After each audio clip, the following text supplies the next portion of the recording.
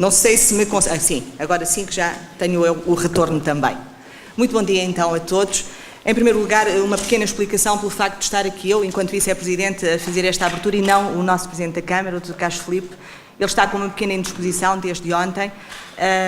Hoje de manhã já falei com ele, continua ainda um bocadinho enjoado, então não será possível estar connosco hoje de manhã.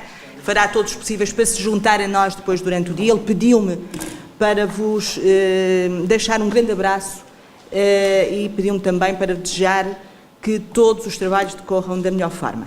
Depois desta explicação, vamos passar então à abertura propriamente dita deste CINEECO e deste fórum. Então, eu queria começar por cumprimentar a mesa, um cumprimento muito especial à doutora Filomena Pinheiro, acima de tudo uma grande amiga, enquanto representante da turismo, representante do Sr. Presidente da entidade de turismo do Centro, uma entidade que nos tem apoiado desde a primeira hora e que nos tem incentivado e nos incentivou desde sempre a avançar com mais esta edição do CINEECO e, em particular, com a realização deste primeiro Fórum de Festivais de Ambiente. Por isso, doutora Filomena, na sua pessoa, muito obrigado realmente por todo este apoio e por ter acreditado desde a primeira hora em nós. Muito obrigado.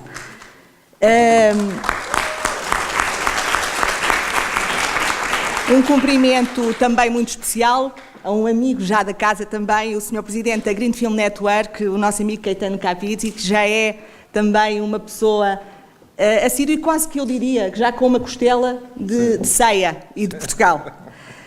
Um cumprimento também muito especial ao diretor do CINEECO, o meu amigo Mário Jorge Branquinho. Cumprimento também todos os diretores dos festivais da Green Film Network aqui presentes, aos oradores, aos moderadores convidados, bem como ao relator, que tem aqui um papel muito importante, o Dr. Pedro tem aqui um papel muito importante em compilar tudo aquilo que vai acontecer durante o dia de hoje, para que depois possamos dar nota de tudo aquilo que falámos e dissemos durante este dia. Um cumprimento também ao meu amigo José Vieira Mendes, que não o estou a ver agora, mas que está ali, exatamente, o nosso programador deste festival, um grande amigo de ceia também. Queria também deixar um cumprimento muito especial ao meu colega vice-presidente da Câmara Municipal de Oliveira, que está aqui numa dupla função também como presidente da ADIRAM. Muito obrigado pela presença, Francisco, é sempre um gosto ter-te em ceia.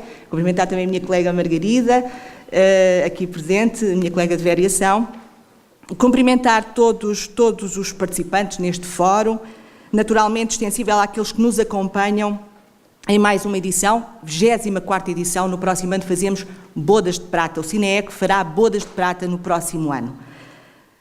Ao público também, aos realizadores aqui presentes, ao júri aqui presente, que terá um papel extremamente importante durante esta semana, selecionar os filmes vencedores de um conjunto de filmes que serão, com certeza, e que já nos habituaram, documentários de elevada qualidade. Cumprimentar também todas as entidades e todas as empresas que estão aqui presentes e que não estão e que nos apoiam e que até aqui connosco caminharam e que acreditam e acreditaram neste festival desde a primeira hora e que tem um festival que tem a Câmara Municipal como o principal promotor. Temos muito orgulho em organizar o único festival de cinema e vídeo de ambiente do país e de o ver associado a uma rede de festivais internacionais desta temática. Hoje aqui reunidos, que reafirma o CINEECO como um certame de qualidade ímpar, de valor inigualável no país e no mundo e um evento diferenciador deste território capaz de mudar mentalidades e posturas em questões tão importantes como a preservação e a valorização do local a que todos nos acolhe, que é este planeta Terra. É, pois, com redobrada satisfação que CEIA acolhe o primeiro Fórum Internacional de Festivais de Cinema de Ambiente, que reforça os laços e promove o debate e a reflexão sobre a importância das plataformas audiovisuais nas mudanças sociais e sustentabilidade, dando uma nova dimensão e amplitude à edição deste ano do CINEECO. Queremos continuar, a partir de CEIA, a inspirar a mudança por todo o mundo por via da cultura, que encaramos com um indiscutível fator de desenvolvimento. Não tem sido tarefa fácil reunir os meios, juntar as vontades para dar cada vez mais dimensão e prestígio ao festival, reforçando a sua base de parceiros numa partilha comum de propósitos. Um festival que se reinventa a cada edição, se torna mais ambicioso, com uma nova dinâmica, novas tendências e ações, que ganha novos públicos através do cinema para as temáticas ambientais dos tempos em que vivemos.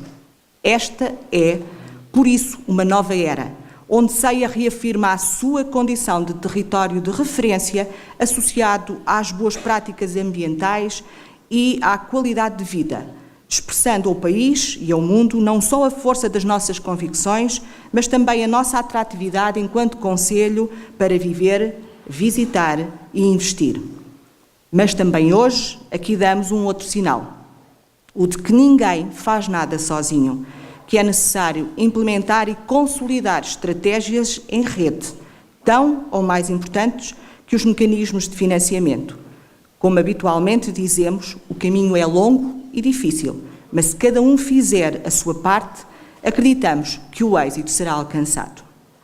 Nunca, como hoje, a sociedade compreende o papel que as políticas ambientais assumem num concelho onde os recursos naturais e endógenos representam a base e a alavanca para um desenvolvimento sustentado.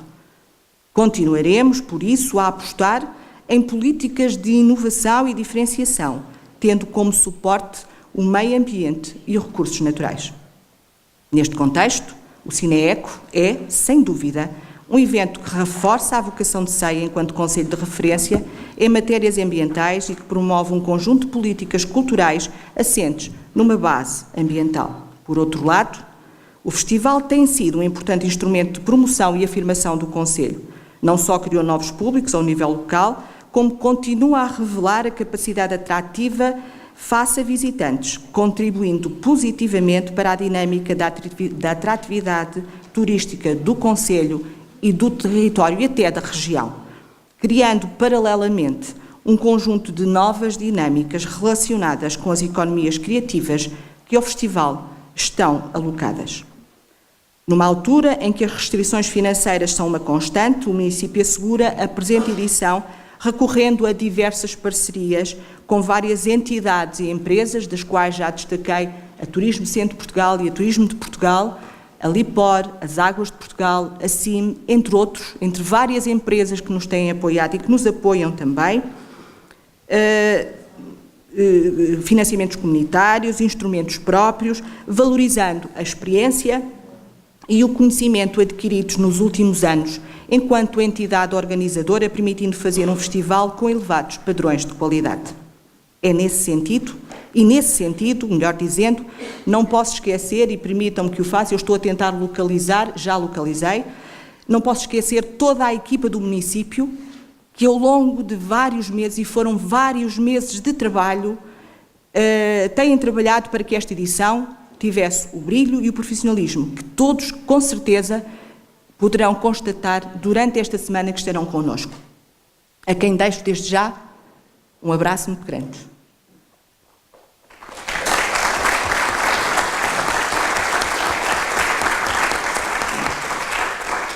Atendendo ao número e à qualidade dos filmes a concurso, nacionais e estrangeiros, estou certa que o êxito está garantido. É, pois, uma honra e um privilégio tê-los em CEIA. Convido-os a usufruir deste vasto património cultural, histórico e natural, de que são exemplos as magníficas paisagens, as lagoas da Serra da Estrela, as praias fluviais, as aldeias tradicionais e de montanha, os desportos de natureza, os percursos pedestres, a gastronomia e as atividades associadas à observação da natureza, entre outros. Por isso, a todos, um bom cinema e um bom ambiente. Muito obrigado.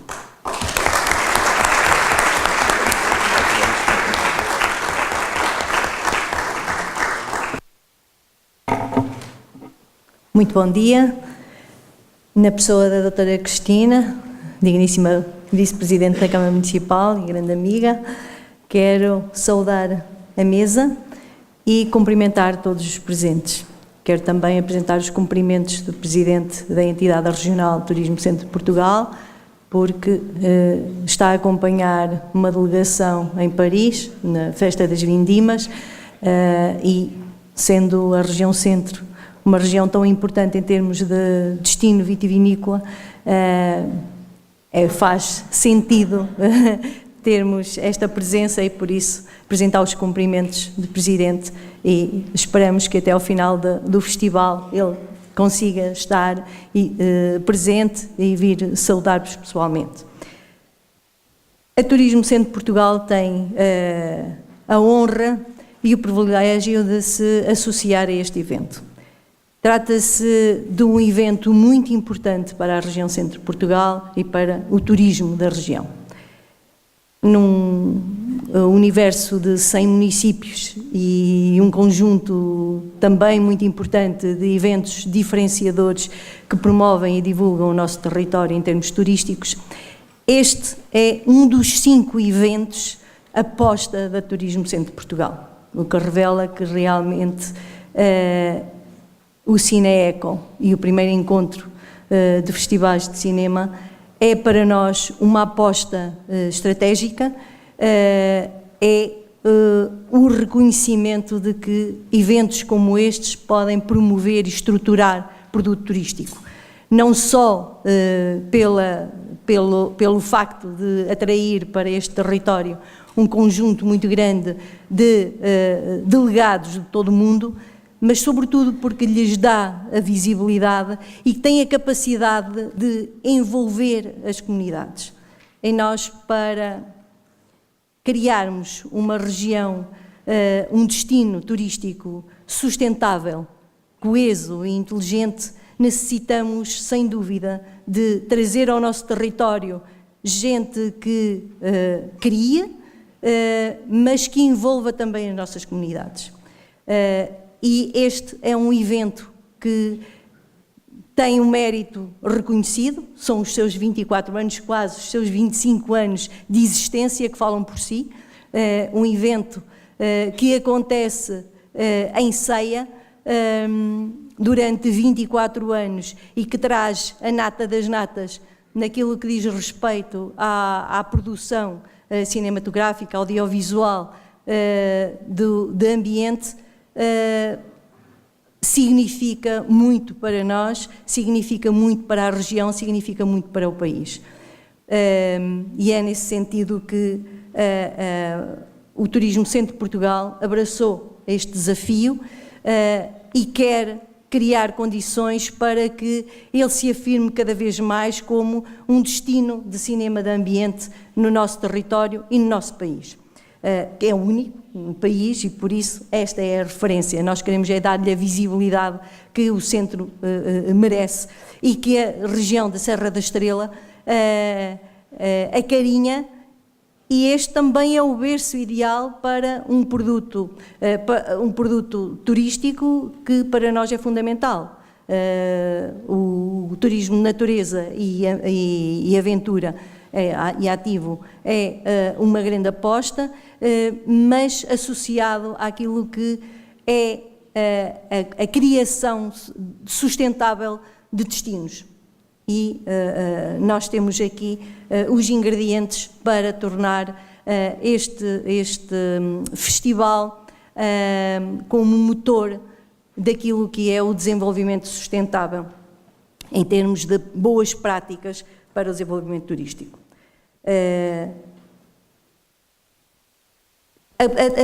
O Centro de Portugal reconhece que, sem dúvida, a produção cinematográfica e o audiovisual consegue ser um instrumento para alavancar a nossa comunicação, os nossos territórios e envolver as nossas comunidades. E foi nesse contexto que também, este ano, foi criada uma Film Commission na região Centro de Portugal, que visa exatamente atrair para o nosso território realizadores, produtores, gente que sinta e viva a produção cinematográfica e audiovisual, mas que se envolva com os nossos territórios.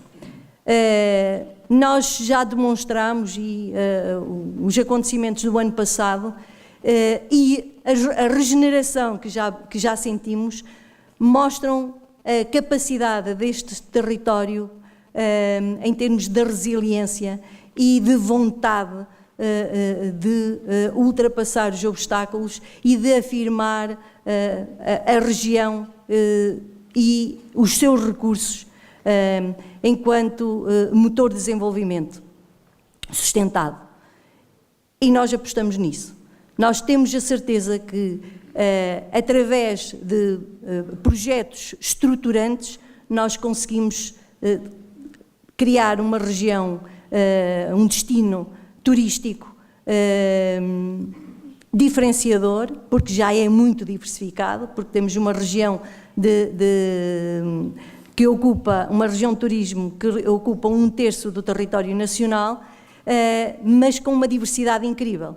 E nós, numa distância de 2 horas, vamos da neve às ondas, ao mar, ao surf. Temos a maior onda, a melhor onda, os melhores tubos, mas temos também uma serra espetacular com uma paisagem e com uma capacidade de criar atratividade, quer seja em termos de walking, de cycling, mas também naquilo que diz respeito a modalidades muito cleans e muito diferenciadoras, como o parapente, como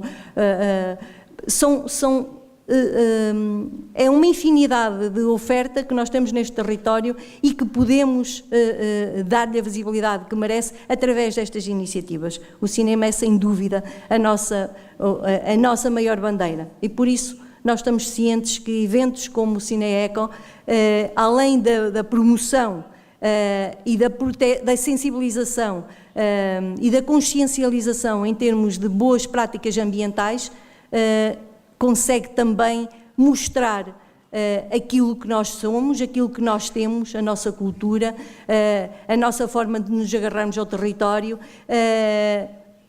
o quão diferente e únicos nós somos. E por isso nós queremos nos afirmar como essa região única de turismo, de experiências únicas, não pela massificação do turismo, mas pelo turismo de qualidade, turismo para aqueles que vivem e sentem. É um turismo que é feito das pessoas, para as pessoas e com as pessoas. E por isso agradeço ao município de Ceia esta grande iniciativa, agradecemos esta capacidade de nos ajudar a promover o nosso território e por isso contem sempre com o Turismo do Centro para aquilo que vocês sabem fazer muito bem, que é promover a Serra da Estrela, promover o nosso território, sensibilizar para as boas práticas ambientais e envolver as comunidades. Bem-ajam.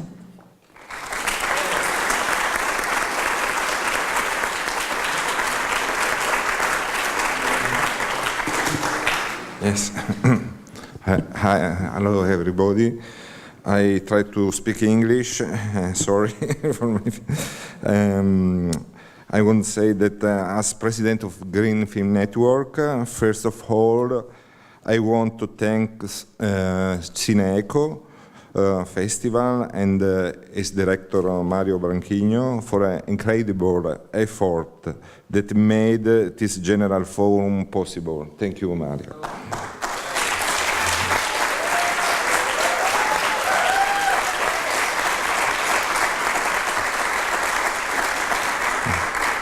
I would like to thank the city of Ceia for the warm welcome. It's not the first time that I am here at CINEECO, and I must say that Ceia always distinguishes itself for the exquisite hospitality. Thank you.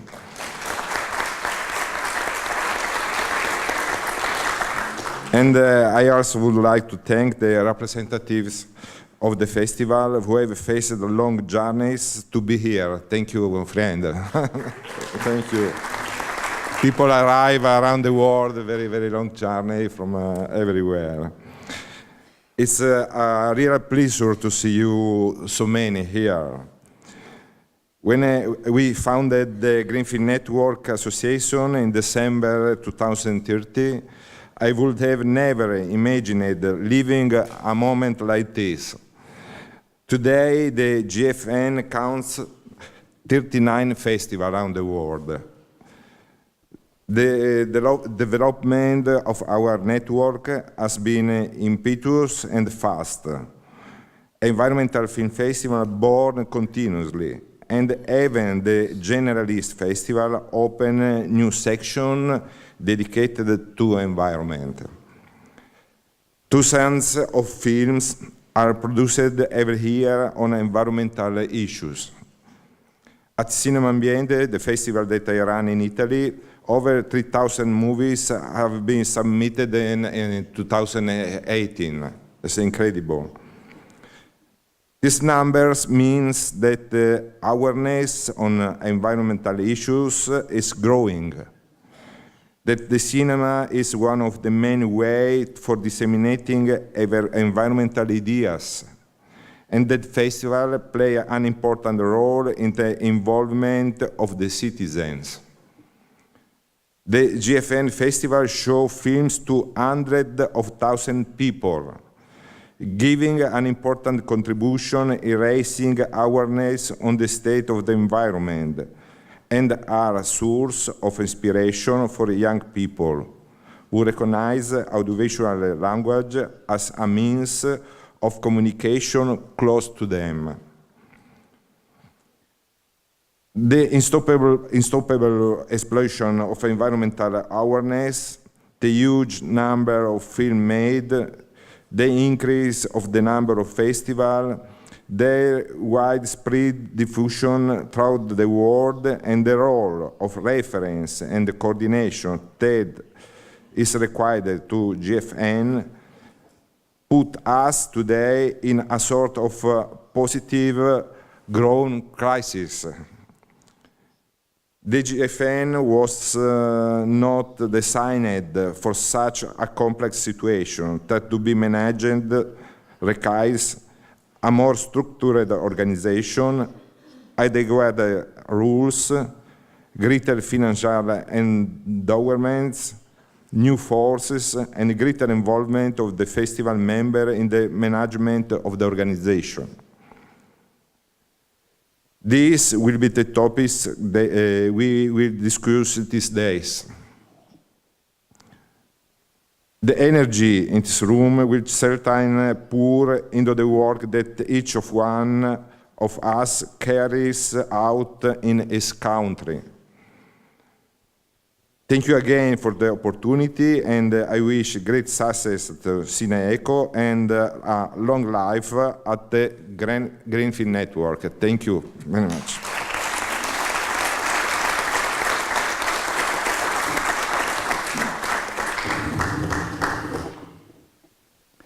Então, bom dia. Em primeiro lugar, para dizer que hoje é para mim um dia particularmente feliz. É um dia particularmente feliz porque é um ponto alto e demasiado importante ao concretizarmos este encontro de todos, depois de um outro sonho concretizado há 23 anos, quando propus no âmbito das atividades da Câmara Municipal de Ceia a realização de um festival de cinema de ambiente, na altura uma utopia. E, portanto, desde aí até hoje, os sucessivos presidentes, executivos e parceiros foram dando todo esse apoio para que o festival percorresse estas 2 décadas.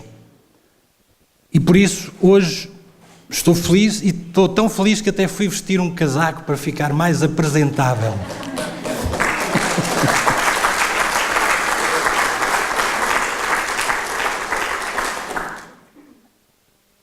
É um encontro de amigos, é um encontro de pessoas de todo o mundo, como se disse, para discutir assuntos comuns, para não ficarmos fechados um dia inteiro numa sala, particularmente depois de termos muitos de vós terem feito uma longa viagem cansativa.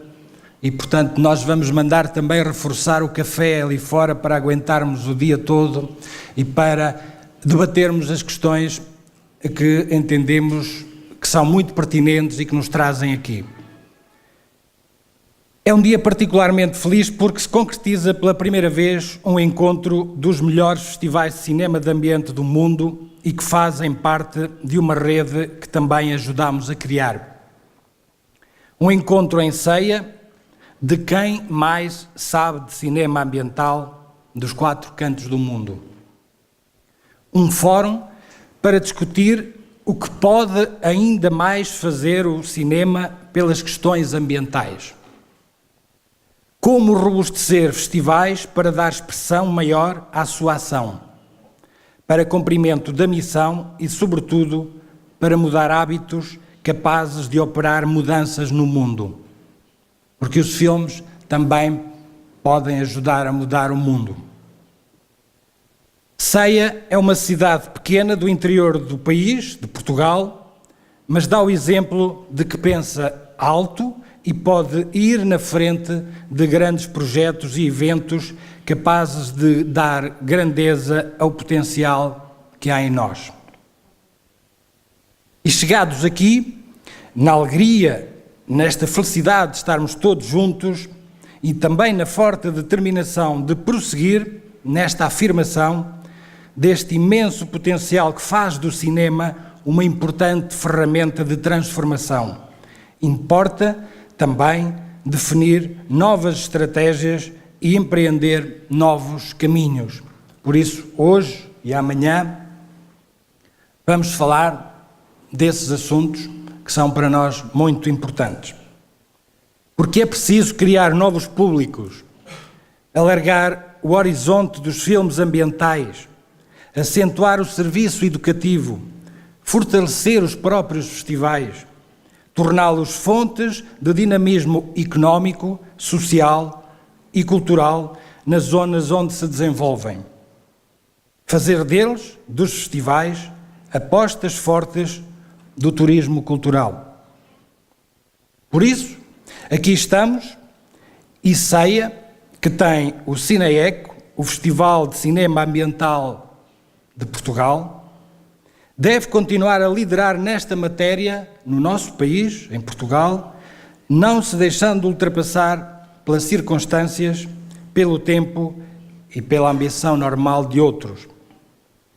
E por isso é chegada a hora de se lançar um desafio ao governo português, sobretudo através do Ministério da Cultura, da Educação e do Ambiente, para que se crie um verdadeiro centro de educação ambiental neste CIS, Centro de Interpretação da Serra da Estrela, e venham alunos de todo o país visitar este magnífico centro, as suas valências e, simultaneamente, visionar filmes de temática ambiental, visionar filmes CINEECO.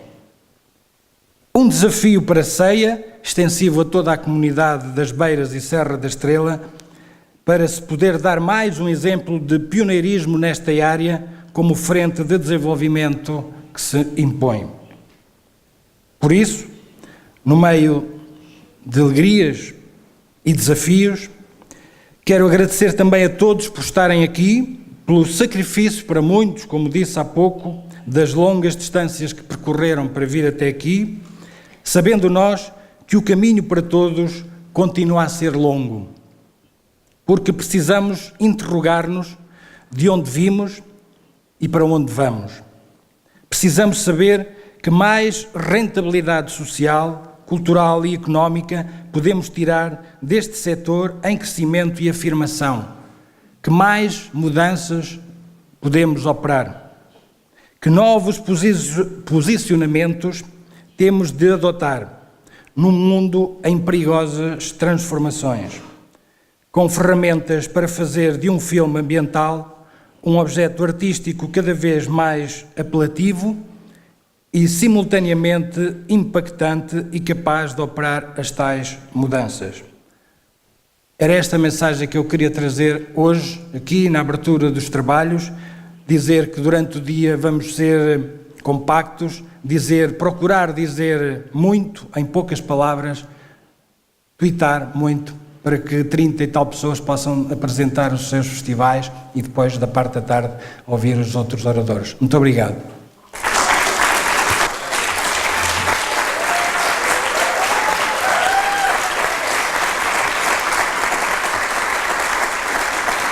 Vamos dar lugar ao painel seguinte.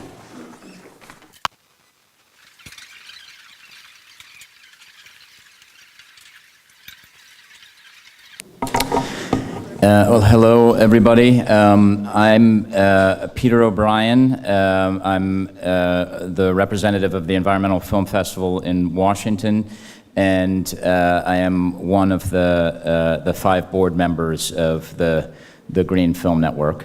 The panel that we're going to have now is going to be to give every member of the network an opportunity to describe briefly their festival and their activities and a bit about what they're trying to accomplish with their events. So we're going to have a structure where we'll invite member festival representatives up in groups of 5, and each person will have 5 minutes to describe their festivals.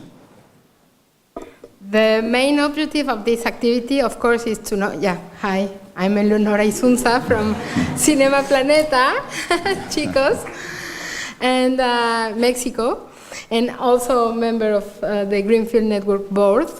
And well, the main objective of this activity is, of course, to know each other, because, thank you, Mario, is the first day that we met all, and we know the faces of everyone. And this activity also has the objective of to know us and the different strategies that we follow and the main thing that we do in order to share information now quickly. So the first 5 will be BEF, Borneo Eco Film Festival from Malaysia. So please.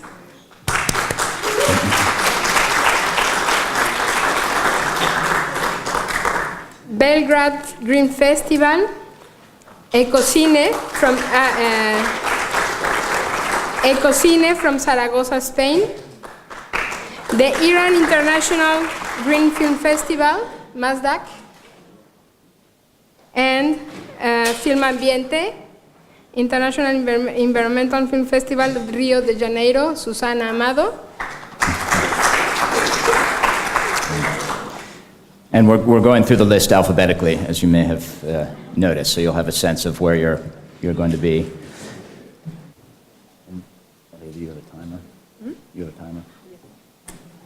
Okay, so we're gonna time people at 5 minutes, and so that we can cycle through all the festivals.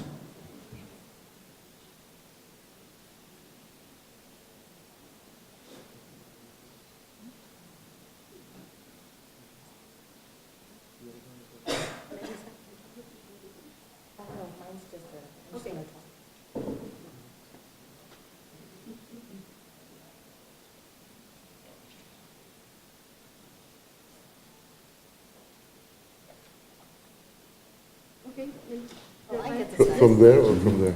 Wherever you want. You can speak from there or you can go there. Please keep calm and don't behave. So do whatever you want. Do I go up there?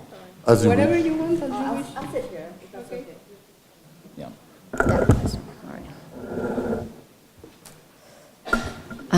Bom dia, got that right. Just My Luck, BFF, is alphabetically the first festival on the list. Good morning, everyone. First of all, I'd like to acknowledge what an honor and privilege it is to be here amongst all these film festivals. How could I say no, even though I had to travel 20 hours to get here? But it was worth every second. My name is Melissa Leong. I am the program director for the Borneo Eco Film Festival in Malaysia. So we have 5 minutes. I'm going to try to keep this quick. It's truly exhilarating to be among peers who, despite our cultural differences and language barriers, share the same vision of creating a more sustainable future for the planet through the visual narrative of cinema. The Borneo Eco Film Festival enters its 8th year, undoubtedly one of the younger ones, I think, in this room today, and we are the second environmental film festival established in Malaysia. And we are based in the Malaysian state of Borneo, of Sabah, which is on the island of Borneo, a bit of geography here, and we share our borders with the royal nation of Brunei Darussalam and Kalimantan, Indonesia. Why Borneo, you may ask? Borneo is known as one of the world's biodiversity hotspots, species-rich with some of the oldest rainforests in the world. And we are part of the Coral Triangle. So from the forest to marine life, we're very rich in terms of biodiversity. And the state of Sabah alone, we have more than 30 ethnic and indigenous groups. I'm from one of them. And we speak more than 100 dialects. With this in mind, it seemed only natural to celebrate and protect and conserve our biocultural heritage. And what better way than through an environmental film festival, which we started in 2011. Programmatically, the Borneo Eco Film Festival has 3 main components. We have, of course, the environmental cinema, which is where we bring environmental films to the public through an annual screening. And this year it will take place from November 2nd to the 4th. So I'm kind of working as well. Publica is the other program we do. So Publica is a public series of events where we do workshops, forums, fringe screenings throughout the year. And we call this BFF 365. So under Publica, one of the core components we do is a youth and education outreach, because it's really important, we feel, to start them as young as possible. And we give school talks on sustainability, and we focus on empowering young leaders through a series of monthly environmental workshops, when we call them the Young Leaders for Sustainability. We at BEF strongly believe there is a gap that needs to be filled by empowering the younger generation to be future leaders in sustainability and have the potential to become change makers. And finally, our flagship program at BFF is something we call the Suara Community Filmmaking Program, which means Suara, which means voice in our language, in the Malay language. It's a training platform for rural and indigenous communities to tell their stories through the medium of film. So we only give training to rural and indigenous communities. Some of them have never even, they've never even handled a handphone, a smartphone or a laptop. But somehow at the end of the year, after 4 workshops, they come up with a short film. And we believe it's important that they tell their stories through their voices, through their perspective, because they live closest to the environment and they live off the land. And we're talking about communities that live by the river, riverine communities, coastal communities, people who live in the mountains and in the jungles. And they all come together and we give them professional training in filmmaking. And at the end of the year, which is during our festival, we premiere these short films to the public. And it's also an important tool not just to address stakeholders on the issues that they're going through, but to bridge the gap between urban and rural communities. So I think it's very important to have this. The Borneo Eco Film Festival, like any other environmental film festival, believes in the power of storytelling through film. And we believe that through imparting knowledge on the screen, it may not only serve as a reminder, but hopefully becomes a catalyst to inspire change and action in our everyday lives. However, the biggest challenge we face is, well, I think most of you might agree, it might have the same problem, is sustaining the interest of the public, because people get excited during the festival and that lasts for like 3 days to a week, and it kind of tapers off. And what we want to do is make sure that this interest, that this passion, that this enthusiasm is felt throughout the year. So that's why we continue our festival to make sure that it goes on throughout the year and not just at the environmental screenings. It is a daunting task, I will not lie, as we are a non-profit activity, and all our activities are for free. We don't charge for screenings. And we only have 2 full-time staff, and everyone else is a volunteer. So, but I always say doing one thing is better than doing nothing at all. And if we can persuade one person to take positive action through what we do, I think that is already quite the achievement, and it makes it all worthwhile. Waves, after all, begin with ripples, and we only need 1 drop in the ocean to create this ripple. And sitting here today as a member of the Green Film Network, I believe that through cooperation and continued passion for the planet, we all can create this tidal wave of change through the power of storytelling and film. Is that 5 minutes? Yeah. I'm done. Thank you, everyone. Thank you.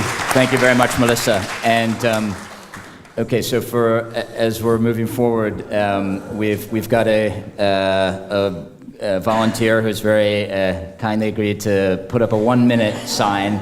So when you've got 1 minute left, you have a sense of that, and then you can kind of begin to wrap up your presentation. So who's next? Yes. Ivana, hi. Hi. Hello, everybody. My name is Ivana Jovčić. I am coming from Belgrade, Serbia, from International Green Culture Festival, Green Fest. Today with me is also Vladan Šćekić. He is program director and co-founder of a festival. So I'm so happy to be here today and meet all of you, and I would like to thank CINEECO team for this great opportunity and hospitality. Muito obrigado.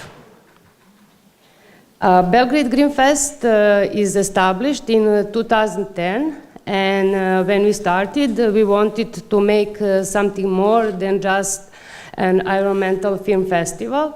So we included education and exhibition programs as a part of festivals.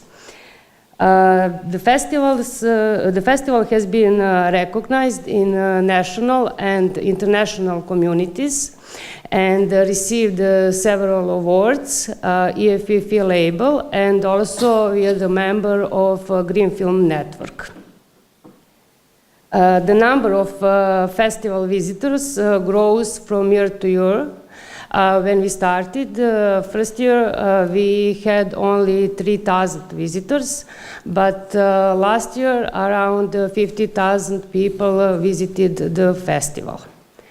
So as I mentioned, festival has film, education, and exhibition programs. Green Screen is the film program, and each year festival has a call for entries for short and medium-length films. Beside that, we screens also for feature films. Festivals awards films in 7 different categories. Greenfield is the education program, which include workshops for students for elementary and secondary schools, and panel discussions and lectures for youth professionals and general public. And in this part of program, we cooperate with more than 50 schools. Green Square is the exhibition program. In this part, the festival presents green artists, products, exhibition, and initiatives. And beside that, during the festival, we organize special events. So, for example, last year we had a great green show, green eco show, fashion show, and the year before, one night we prepared soul food waste for all visitors.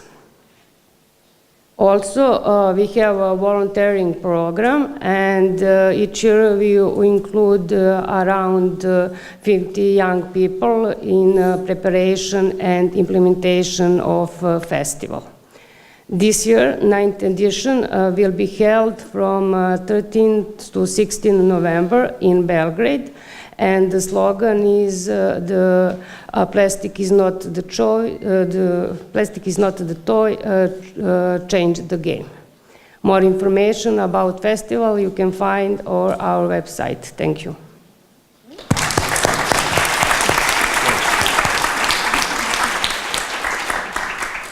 Now, Barbara from Ecocine Film Festival. No, yes. Yes. Yes. Turn off the mic, please. No, not you. Okay, so hi, my name is Barbara Rivera, and I represent Zaragoza Ecocine, and we are very happy to be here. So, okay, I go.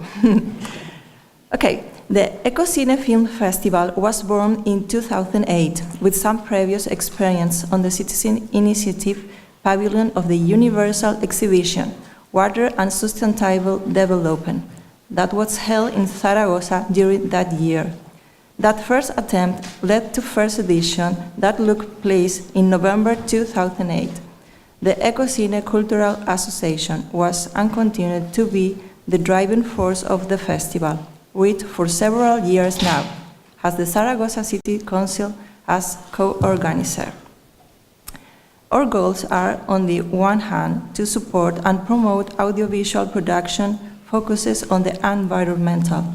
These four short films such as Sucumbios, Tierra sin Mal, and Epílogo para la Muerte del Fauno have been developed, as well as the featuring of films such as Nuclear Requiem. And on the other hand, to inform, train, and make the general public aware about the different problems that affect our environment and the possible solution that arise from diverse parts of the world. Since its inception, the festival has a competitive section that now is made of 5 categories: National Documentary Feature Film, International Documentary Feature Film, Fiction Short Film, Animation, and Documentary. In this competitive section, an international jury awards the different prizes in each category. The call is launched through various international platforms. Ecocine has also some other equally important sections: Cinema and Water, the premier section; Ecocine in Family, the section for the little ones, called Green Shirt; the Young section, the awards another prize; the Audience, Copper Art, Other Perspective, Ecociv, and the most recent of all, Ecocine Youth Film Festival, which incorporates short films made by primary, secondary, and high school.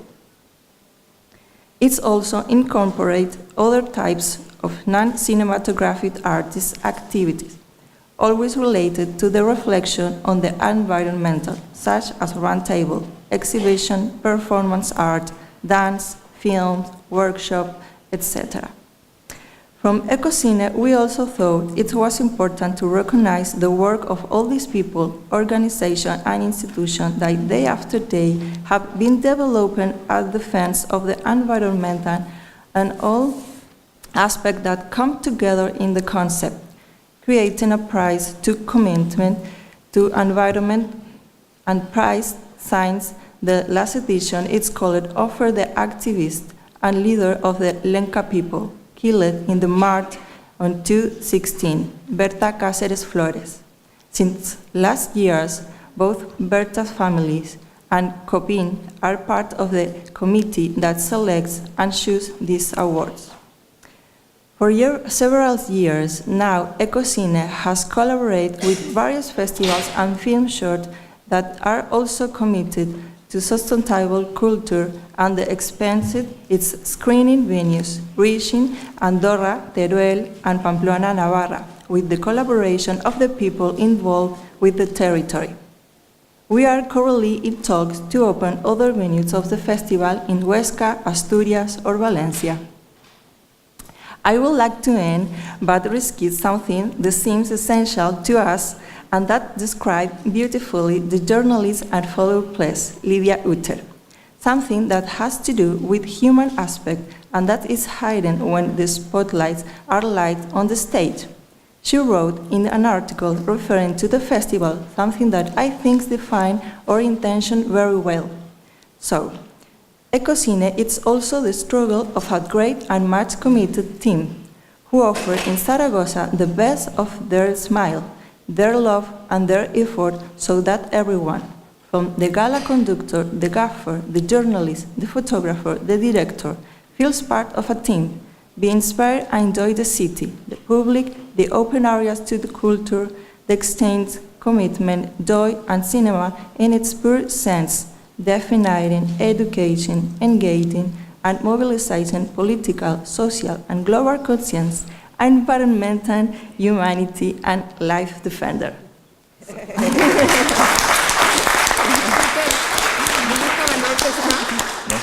One minute.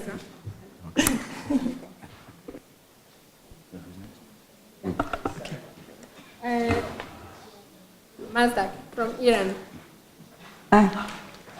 The Iran International Green Film Festival. So I stand up here so I can see my presentation. First of all, I'm sorry I'm overdressed. This is the costume I use when I meet presidents. If I knew the president was not coming, I would have changed it.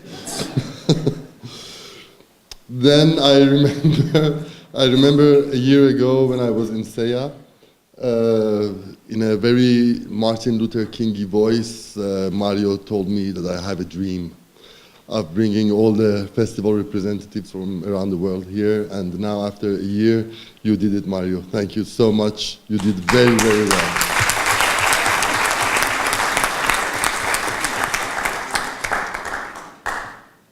It's such a pleasure to be in this meeting, and I have the pleasure of presenting the Iranian Green Film Festival.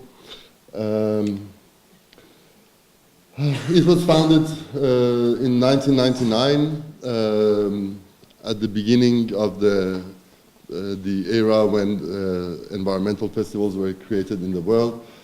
But it was intended to be a biennial, and from the early editions it was supposed to be a festival not only, even if based in Tehran, it was supposed to be everywhere in the country. Hello, are you helping me or causing trouble for me? So I will continue. Unfortunately, with the coming of a conservative government, the first era of the festival was stopped, and after 2005, it was stopped for 11 years until in 2016 we revived it. Guys, don't have an Islamic Republic in your country if you want to have a green film festival. You see, they don't go quite well together. And is it done? Yes. Yeah? All right. So, as I said, the government of Mr. Ahmadinejad thought it to be an unnecessary and a luxurious event with minor impacts, which was really far from the truth.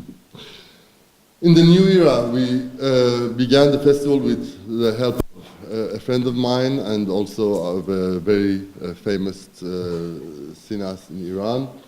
It was organized by an NGO, our NGO, the Green Civilization Artists Protecting the Environment.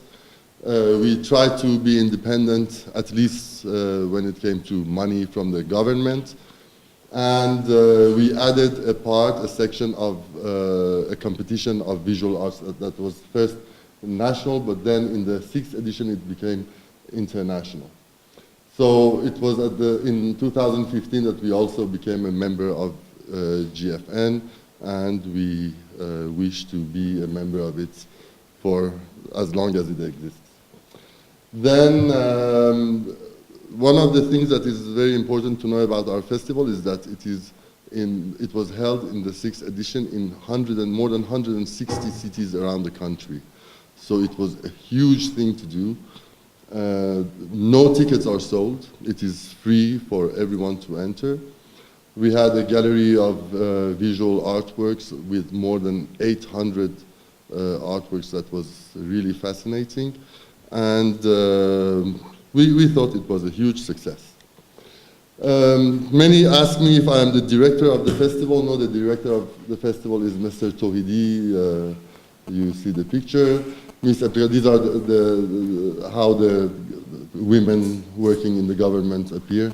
This is Ms. Ebtekar, who was the head of the Department of the Environment at the time, and she is now still the head of the policy-making council of the government.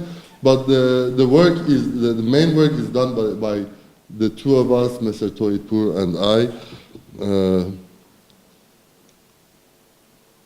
All right, so the structure now consists of the international film competition in 6 categories: long and short fiction, long and short documentary, animation, and experimental.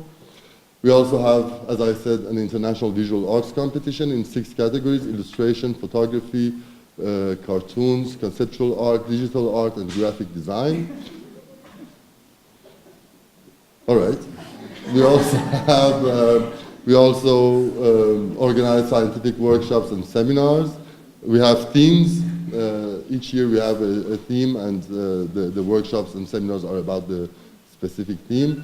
And we have public activities, meetings, we have markets of environmental products, campaigns, carnivals, etc.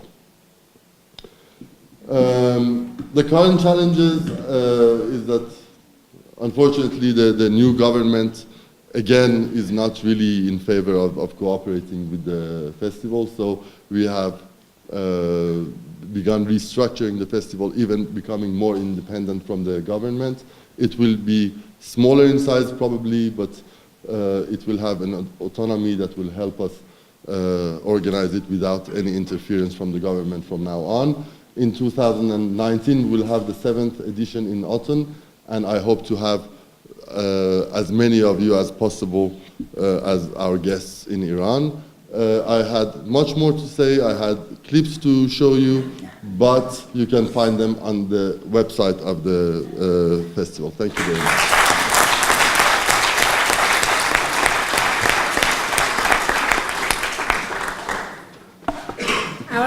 Now it's a turn to Susana Amado from Film Ambiente International Environmental Film Festival in Rio de Janeiro.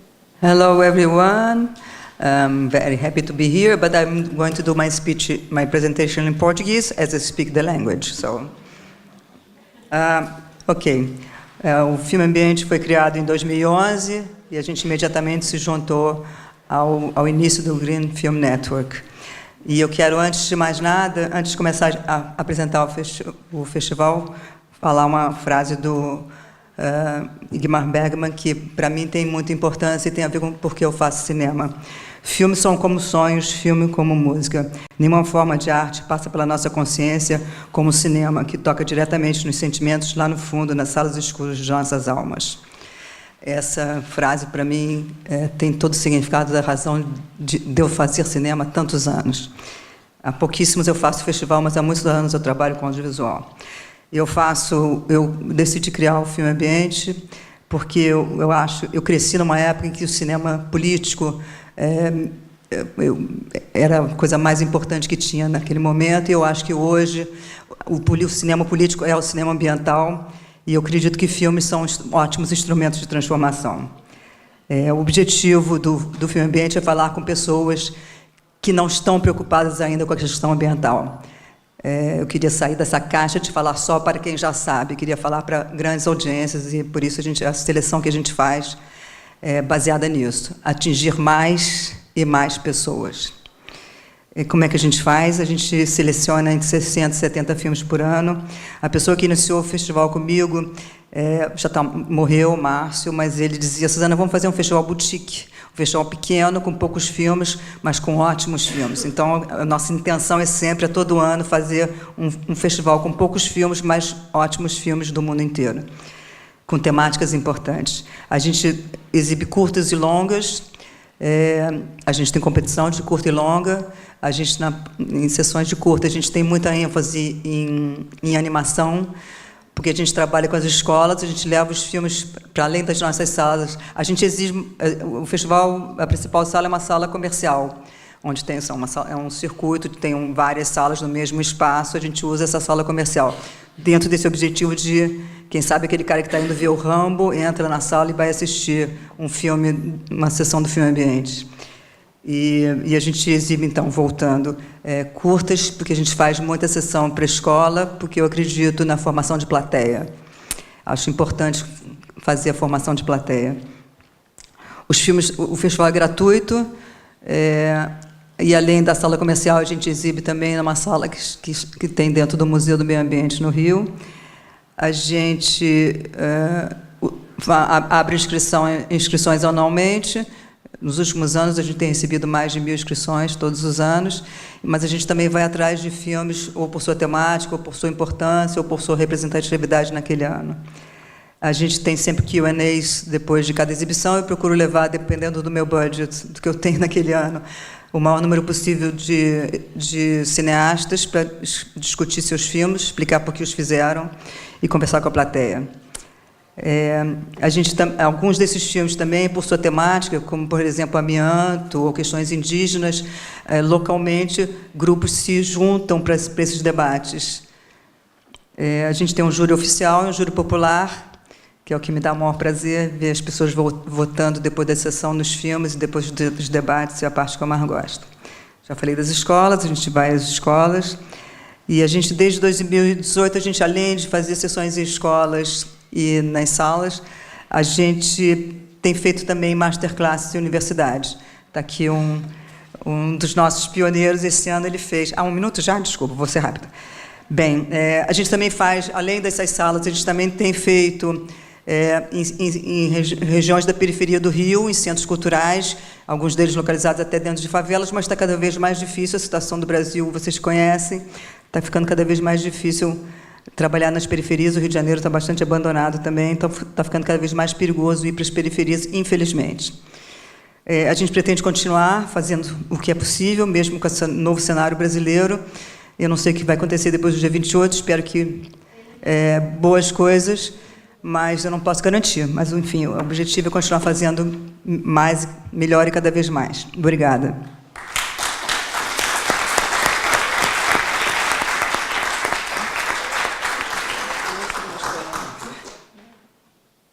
Okay, thank you. Now our next 5 festivals will be Planet in Focus, Environmental Film Festival, Toronto, Canada. Catherine. One World is the Human Rights Documentary Film Festival of Czech Republic. Cinema Planeta, Environmental Film Festival in Mexico. And Festival de Film Vert Suisse.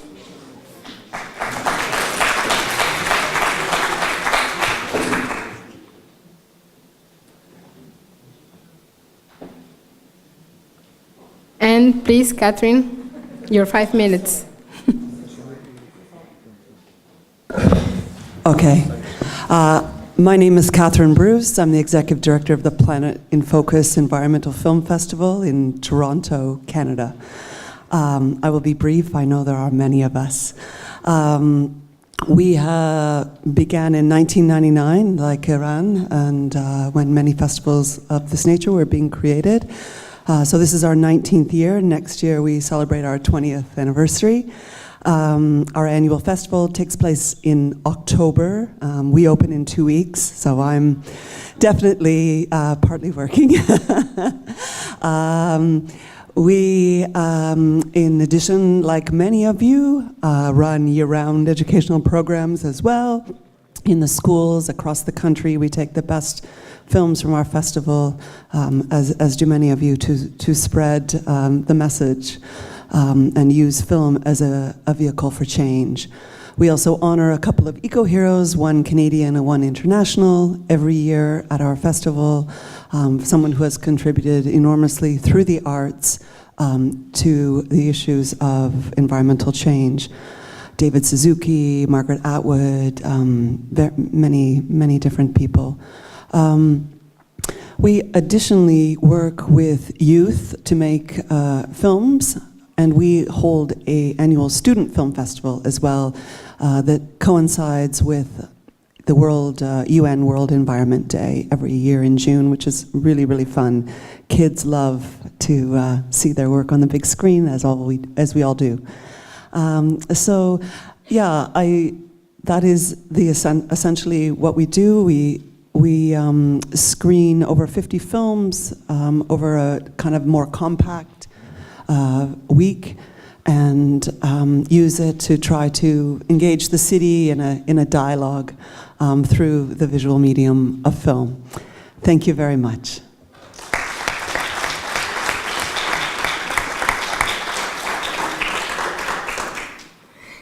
Now, please, One World Film Festival.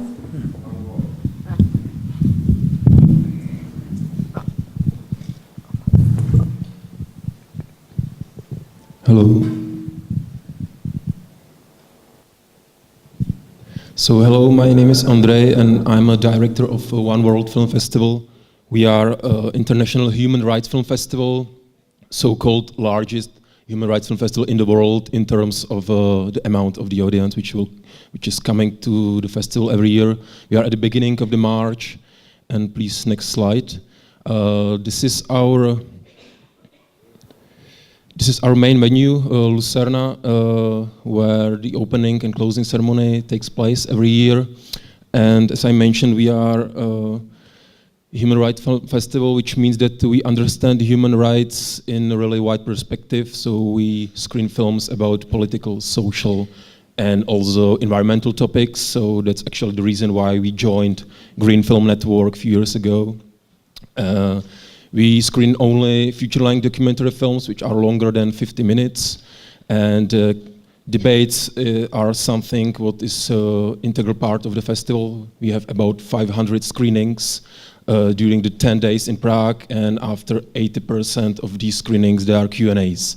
So this is something what belongs to the One World from the very beginning, and we believe that not just film itself but also Q&As afterwards are really important. We also want to try to screen films with so-called social impact, films with campaigns, and I will talk about it a bit later. And we also screen films for youth in the morning for children and students. And we also use film as advocacy tool because, maybe the next slide, festival is not just in Prague, it's also in more than 30 cities all around Czech Republic, and it's also in Brussels, where we use film as advocacy tool, and we screen for politicians and for officers from different European Union institutions. We have about 120, or this year it was 128 films, including virtual reality projects, and we have about 125,000 people who came to the festival, including regional screenings and Brussels. Yeah, but actually I don't want to talk much about the program, but I would like to mention our two things. It's accessibility and sustainability of the festival. First, our concept, One World for All, we decide, because as you know, the access to the culture is one of the basic human rights, so we decide to open the festival for the people with different disabilities. So which means that we are focused on people who are blind or visually impaired, who are deaf and hard of hearing, and people with reduced mobility and people with mental disabilities, which means that we prepare films with special subtitles for deaf people, with audio description for blind people. We also try to be as much accessible as possible at our venues, which is not easy because Prague has really old cinemas in the very heart of the city, so we struggle with every year. And we also do so-called relaxed screenings, which are suitable for moms with children, but also for people with mental disabilities or for epileptics. We can talk about it later. I just want to show it what we try to do. And in terms of sustainability,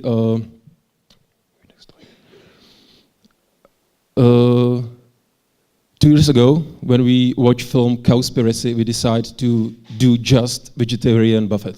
Even though we are not vegetarians in our team, we decided to make this gesture, which is, I think, a bit nice because it's also served on compostable tableware. And in all venues and also at the ceremonies there are bins for sorted waste. We also use electric cars because one of our partners is Nissan. So when we want to bring uno minuto, right? When we want to bring someone from the airport to the festival center, we use electric cars, or if our guests want to travel all around the city, they must use only public transport. And recycling, tap water.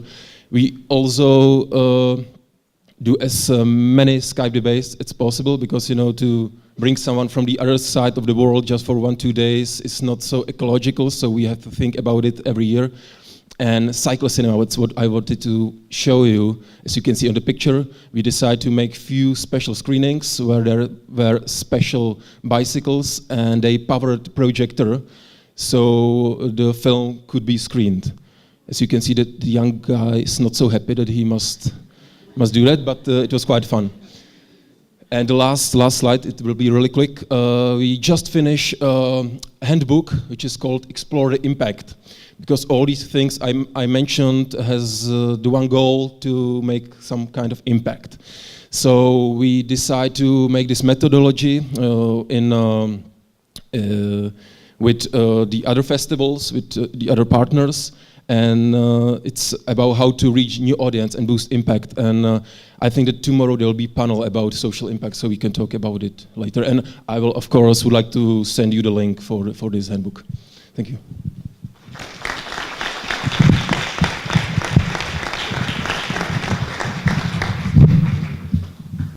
Now it's my turn. Cinema Planeta from Mexico.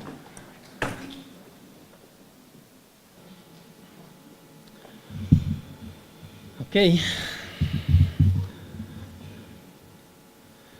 So, Cinema Planeta had the 10 years, this 2018. We have this cycle of this process of 10 years. For us, it was a time for learning and for achieving a lot of things. So we present like 80 movies per edition to about 65,000 people to attend not only the festival, but all the activities that we have during the year. We also have a tour that visits all Mexico. So we move around the country, and we also move around Latin America specifically with our movies, our programming. During the festival, we have also worked with the students. We work with 20,000 students each edition. And it's very important because after 10 years we can see that we could share with them these movies, but also all the science that our state, Cuernavaca, Morelos, produce. And it's very important to put together all the movies and the science, because you turn the rooms of the theaters of cinema into classrooms of environmental activities. And every year we reach to 30,000, in average, 30,000 students every year during the festival, and then we go to the all the country.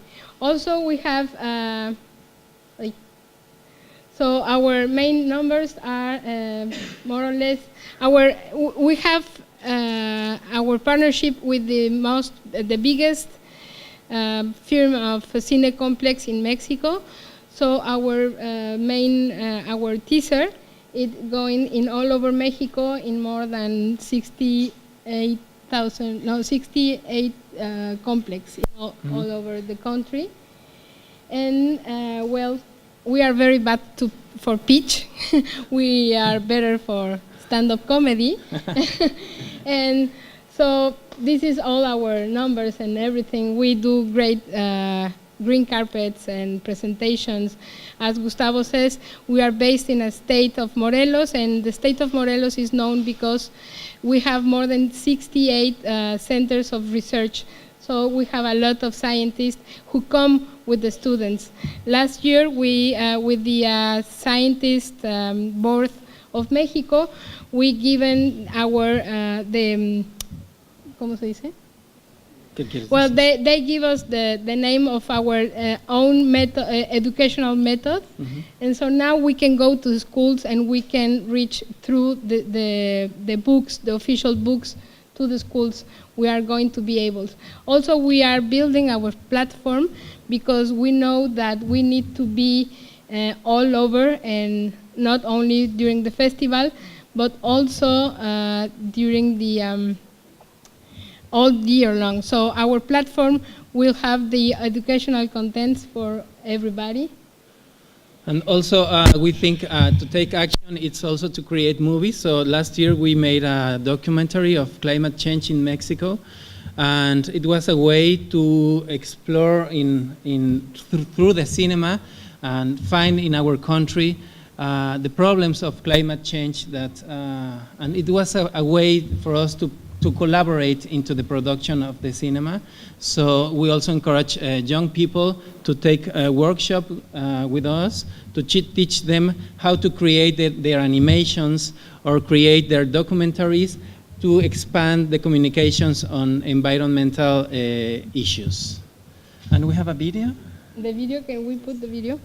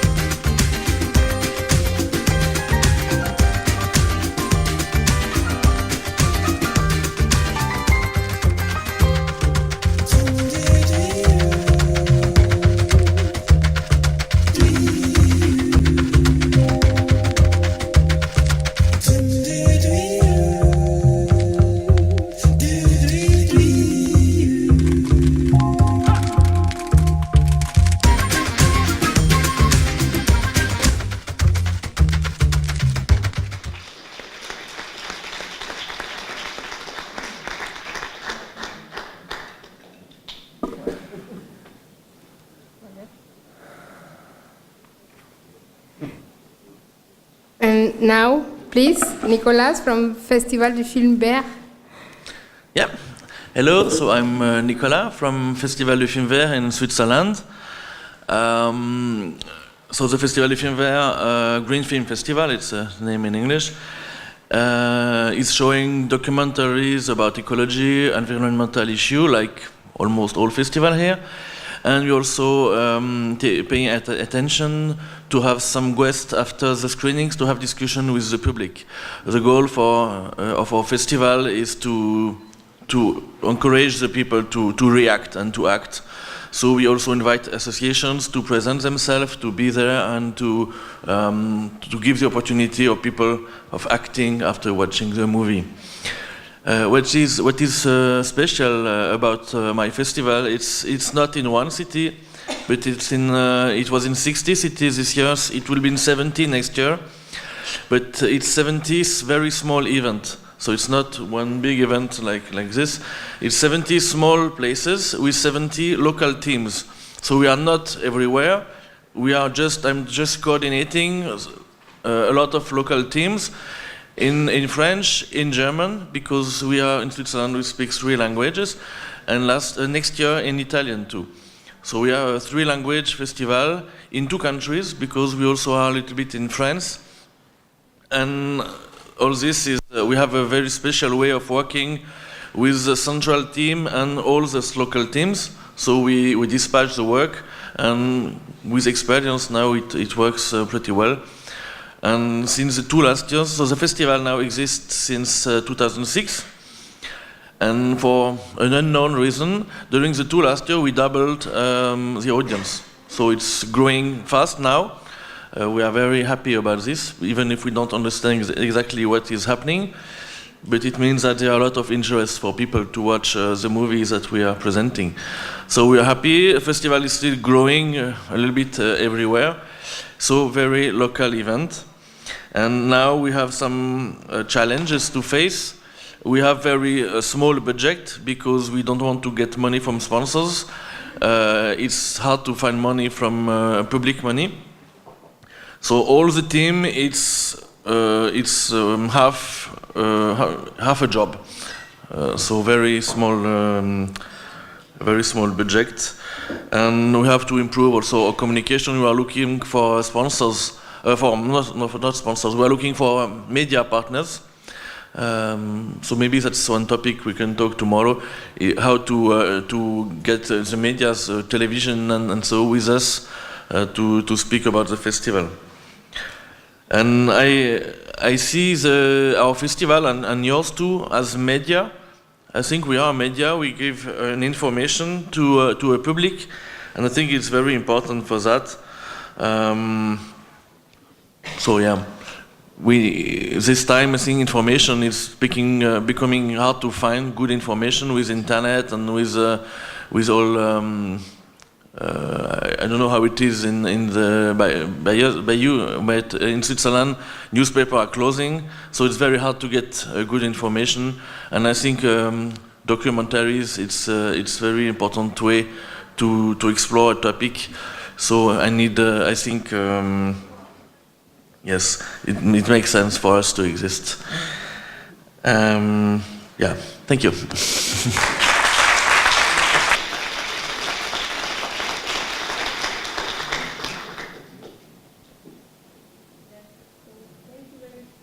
Thank you very much. Now, our next 5 will be Environmental Film Festival in Albania.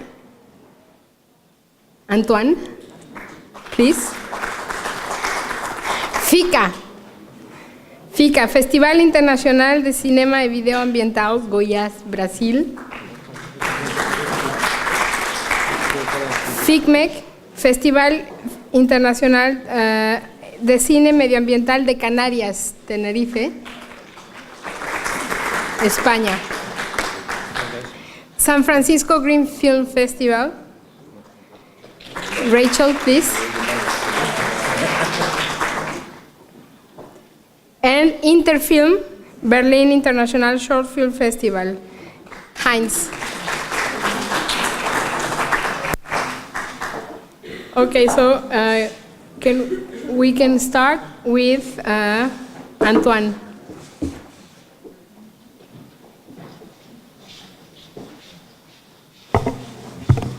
Bom dia. Good morning. Good morning, everyone. I'm probably not the most exhausted of us, but I'm still quite exhausted from the travel yesterday, and I'm looking at the crowd here, and I think that we are. It's amazing and awesome that we are so many people from all over the world. It's just incredible that is happening. So I'd like to thank the organizers and the Ceia municipality. I think it's if one has dreamt about this a few years ago and now see this is a reality, it's just incredible. My kids will not believe me that I'm here. That's for sure. In the Environmental Film Festival in Albania, I was born in 2013 because it was a couple of friends, we attended some seminars and conferences on environments there in Albania, and it was so boring. It was so boring. It was so boring. You know when you have a PowerPoint presentation and the guy is reading 50 sentences, very small letters on the same. Nobody did that. Here, thanks. And reading everything and for hours and hours and hours. And we thought we have to pass the message of environmental protection and human dignity in a way that people can relate to. So we thought we're going to make movies and we're going to show these movies. And everybody said it's crazy. Nobody does that. It will not work. So we started to go on internet, and we saw that no, other people are doing this. There are the festival, some for 20 years and more that are doing this, and it can work. So we started this. We were a very small team. We're still a very small team, and we wanted to be as much creative as we could, and we wanted to be not only in the capital city, in Tirana, but we wanted also to go to the smallest cities and talk to the kids. So we created some workshops, seminars, and the whole festival is based on the idea that it's an open platform where the festival organizers put a frame, and then everybody can come in. So a little bit like the Swiss colleague. Hi. We embarked inside the festival, the NGOs, some other embassies present in Albania, and so that they could organize their activities. And instead of doing their activity in March and September, we would put everybody together around 1 week in May. Usually we do this in May. And so we gain visibility, we gain audience. It started to be also a political message. And I also agree with the Swiss colleague that we became a media. At the beginning, we were asking the media to talk about, oh, that's us, to talk about us. But then we made the news. We started to make the news, and that's the big change. So these are the posters of the last years. Sorry for the quality. I did that in a rush. So yeah, 2018, we're still there wondering what we're going to do because we have no money. There's no money. Where is the bloody money? So we don't know, but we have a plan. We have a plan.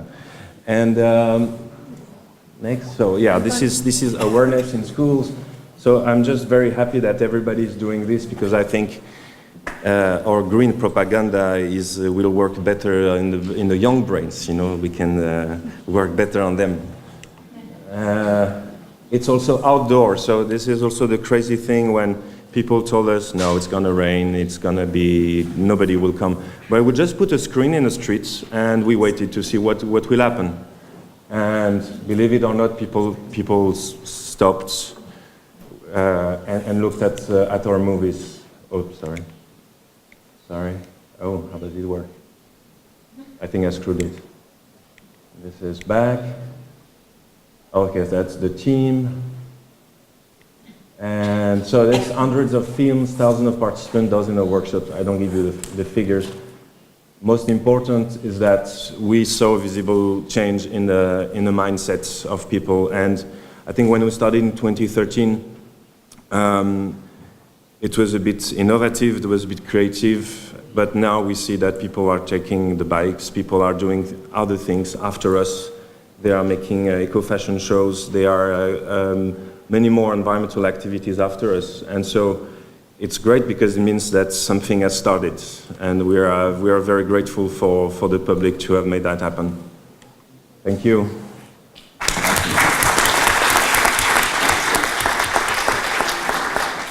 Now, please, Shaul from FICA, Festival Internacional de Cine Ambiental de Goiás, Brasil. Okay.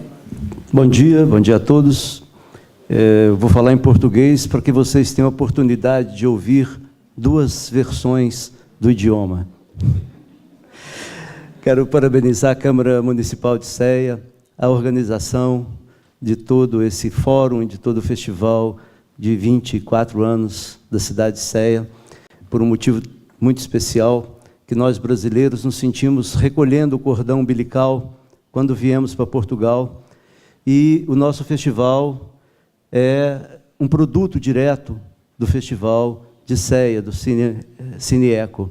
Ele nasceu em 99, tivemos 3 pequenos meses para organizá-lo, mas foi uma ideia vinda daqui.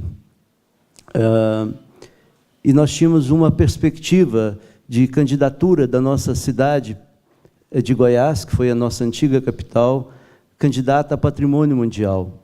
Uma cidade preservada na sua arquitetura, com a natureza belíssima, com um cerrado magnífico em volta, natureza exuberante.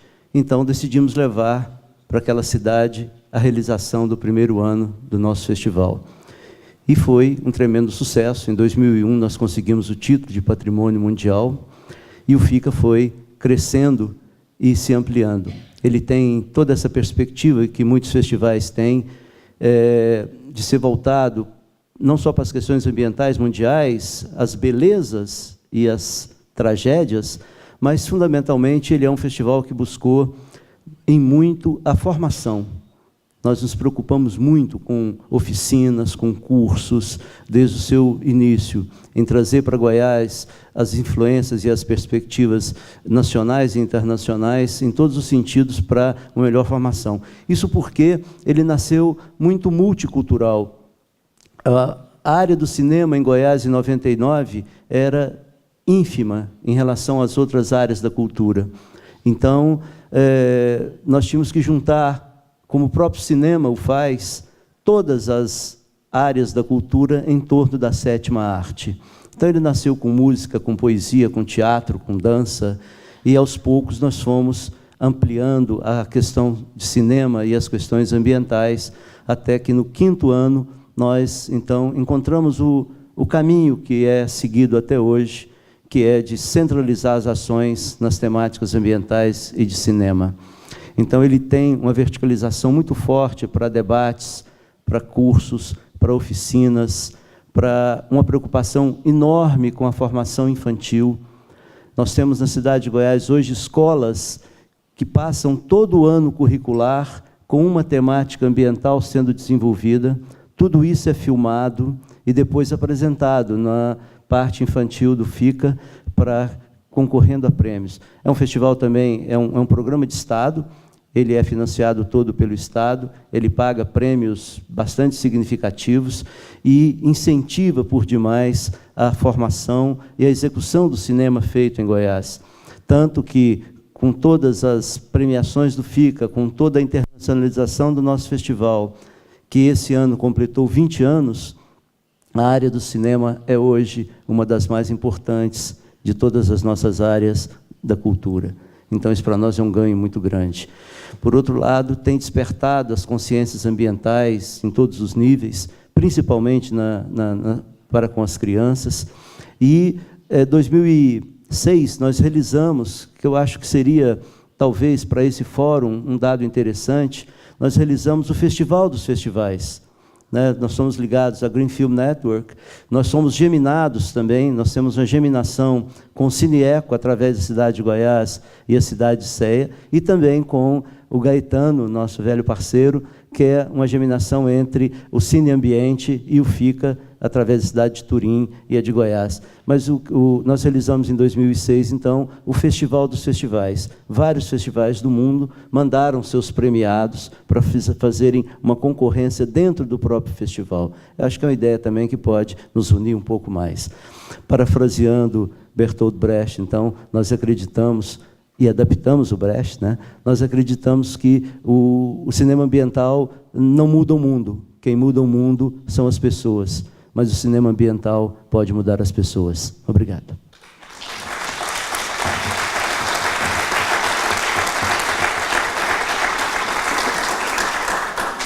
Now, Javier Poleo from FICMEC, Festival Internacional de Cine Ambiental de Canarias, España, Spain.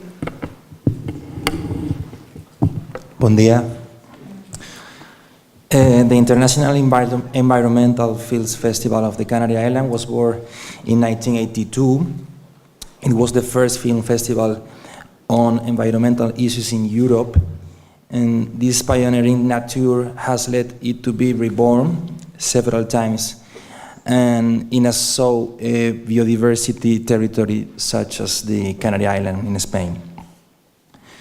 César Manrique and Pepe Damaso, some Bohemian artists from the Canary Islands, were some of its promoters, leaving a clear imprint of the generations that lived the first festival stage. It was a context in which talking about the defense of the environment was still embryonic. However, the speech was able to adapt, and the Ecological Film Festival of Puerto de la Cruz named that the festival was still 2009, gave much of itself in the national cultural scene.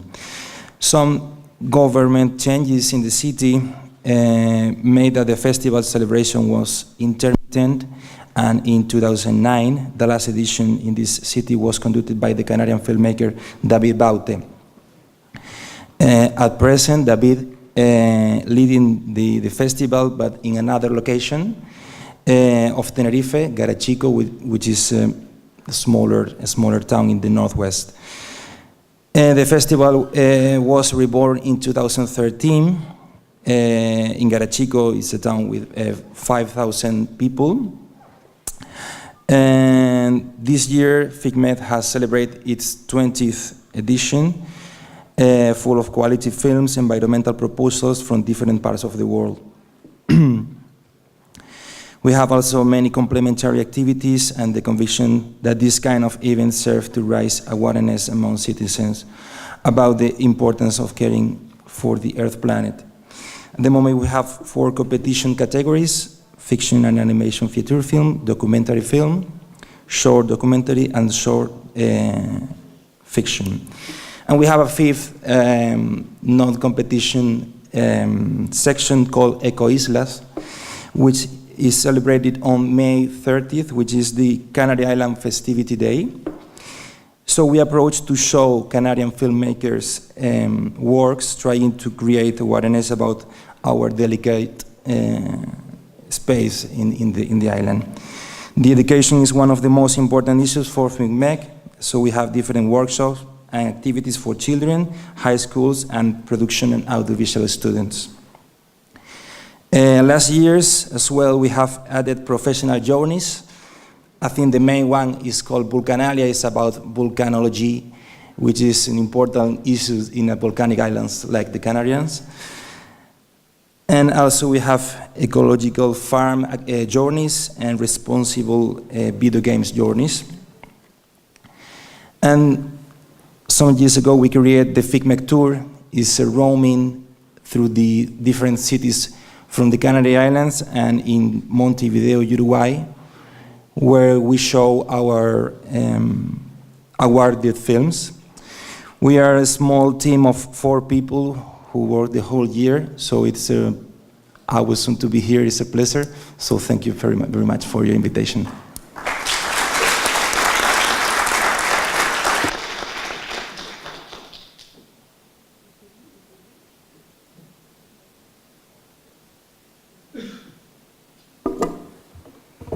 So now, please, Rachel from San Francisco Green Film Festival.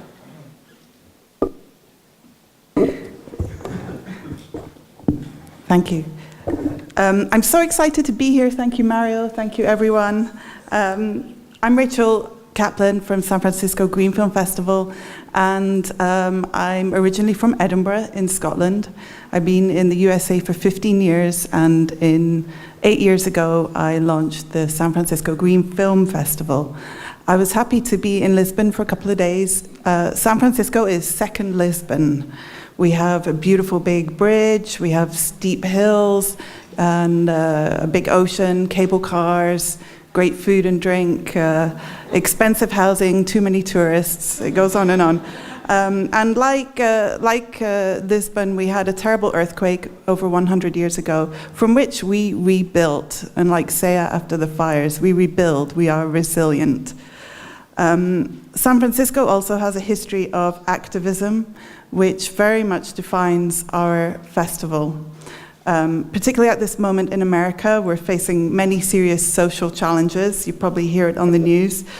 More than ever, we need to support bold and fearless filmmakers and bring Americans create a unique window into what is going on in the world and bring them the truth from the environmental front lines. Unlike Europe, our festival has no significant government support. We currently have a president who does not believe in climate change, is destroying regulations, and international climate agreements. So there's a lot to fight for right now, and we know that it's communities on the margins of society who are most affected, people of color, women, lesbian and gay people, low-income people, etc. This sort of eco-apartheid we have in our country right now. And this really informs the curation of our film program. We look for films that challenge these models of capitalism, of white supremacy, of patriarchy, and we want to create an equitable future for everyone. So we particularly focus on a couple of areas, stories of indigenous people and people of color all over the world. We know that some of the environment's strongest and most determined advocates are indigenous people all around the world. And also we focus on women, because we know that empowered women are critical for the global economy and for the environment. And that is both in the stories, in the films, and also the directors and other filmmakers behind the camera. So at this year's festival, 69% of our feature films had a female director. And this is also important for equal representation. Yes, thank you. I had some slides of all the amazing women, but it seems to not be working. And also had some slides of Gaetano at the festival, but that's not working either. This is also important for equal representation in the film industry. Also, we're very focused on solutions, as well as these focus themes. We have a large Take Action program. We see the festival as like a 3-act play. So the first act of the play is watching the film. The second act is everything that happens in the theater after the screening, the discussion, experts, environmental partners, materials. We'd have big slides on screen with actions, so that every screening there's a call to action. And then the third act is really everything people do when they leave the cinema, the impact that it has. It's very hard to track. We're always asking, how can we measure the impact we're having? How can we measure how we're building the green movement? We do a couple of things. We record people's reactions in the lobbies. We have hundreds and hundreds of these videos on Instagram and YouTube of people coming out the screenings. We ask people to write pledges on postcards of what they will do, and then 6 months after the festival, we send them the card in the mail as a reminder. So we're always thinking of new ways we can try and show and keep it going. Finally, 30 seconds. San Francisco is far from everywhere. We're a city and we think we're big, but we're remote. We're a remote place. We're 10,000 kilometers from here, further from the rest of Europe. It's over 5 hours just to get to New York or Washington. So being part of Green Film Network is critical to our work and connecting us to the world. This year we were really honored to host the Green Film Network Awards and host Gaetano at our festival. We're also an official affiliate event of the Global Climate Action Summit, which brought leaders from around the world to San Francisco to support the Paris Climate Agreement. So we are here looking for collaborations for 2019. If you want to work with us, please talk to me. Come to San Francisco. It's second Lisbon. It's beautiful. And we work with you because we know the language of cinema is universal without any walls. Thank you.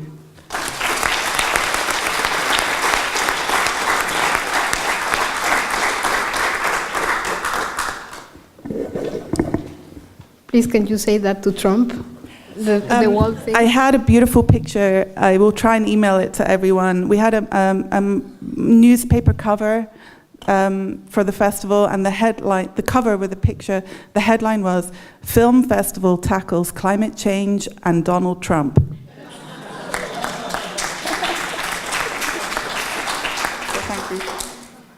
So now Heinz from Interfilm, Berlin International Short Film Festival. Yeah, so hello. I tried to make it short, as I always tell it to all the filmmakers. Please make your film shorter, it's always too long. So I'm a bit of an outsider here because I'm not running an environmental film festival, I'm running a short film festival. So it's the most unspecialized festival we have here, probably. But we have certain categories. I started the festival in 81, 82, so I'm in my 37th year of making that festival. In between, I founded some other festivals, and I found it very important, also with the influence of Gaetano, that we joined the network. We have certain competitions. Like our size is, we get films from 140 countries. We get around 6,000 films every year. And we have several competitions. And we decided like 15 years ago maybe to also focus on human rights and on environmental film. Because we think that's very important, and human rights and environmental films often have the same subject. We divided the festival like 10 years ago, and Interfilm represents basically also two festivals. One is called Cookie, one is called Interfilm, and Cookie is for children and young people. And in Cookie we also have special programs, environmental programs for children. We also go to schools throughout the year. And we mainly work directly with schools, not just waiting for an audience. And in Interfilm itself, we have usually two programs which are in competition, which are dedicated to environmental films, and three programs to human rights. And we tried the last 3 years, we also tried to get more audience online-wise. So we make an online competition for human rights and environmental films. And I'm a bit disappointed of the collaboration with the Green Film Network sometimes, like when I ask you, I mean, we are the experts of short films, but when I ask, you know, we're still looking for short films, would you recommend some? And there's no reaction of you. This year, I think 2 festivals reacted. The same is that we have an online competition and we try to reach the whole world, and it's normally very short films. We try to get very young people interested in very entertaining films. The short films, it's not possible for them to analyze a lot of situations, but for short films it's possible to get an interest and to remind the audience and to remind us that we have a lot of environmental problems. So I also ask you to participate in this, our online competition, and to put it on your Facebook, put it on your website, but also there was almost no reaction. So I hope that could be better in the future, because I thought we have this network to cooperate with each other. Are you sending this to the right email address, or? I send it to the Green Film Network, so it should reach everyone. I hope. So if you didn't get it, then look next time. And yeah, what I want to say? Yeah, for us it's very important, this green film issue. I also make a festival about poetry, and I try to put the environmental films also into this poetry film festival, which is a totally different, very intellectual audience. We used to run a festival in the subway, and we also put some human rights and environmental films there. We reached millions and millions of spectators there. But we did it in Seoul, in Korea, and in Berlin, and now it's only in Seoul, in Korea. So I wouldn't say they stole it from us, but we started it with them, and they're still doing it. And we reach a lot of people, and I'm doing a lot of workshops in very problematic countries like Laos, Madagascar, Vietnam. I did a lot lately in Malaysia, and also to inspire the young students there that often have no possibilities to study really film. When they start film, that they also should think what's happening in their country, human rights-wise, and also that environmental themes are very important. Madagascar, it was a bit difficult because they started killing people in front of the cinema, and we had to change the whole festival concept, and I couldn't really finish the workshop. maybe nobody heard of you about it. It was in May. Now it's okay again. But I like this challenge and to inspire young people not to watch these films, but also to create films that deal with environmental issues. Thank you.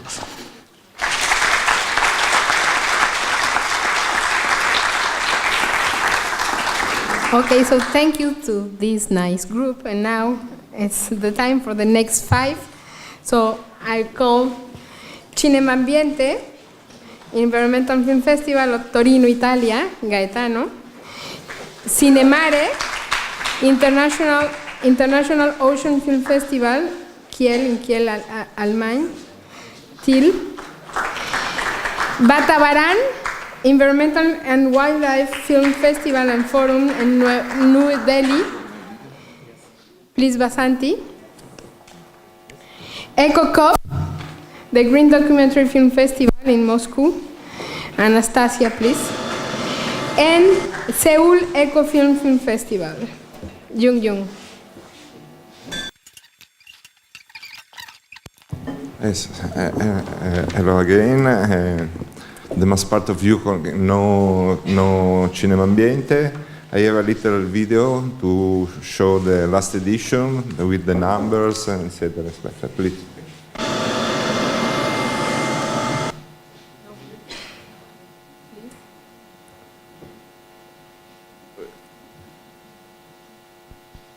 Okay.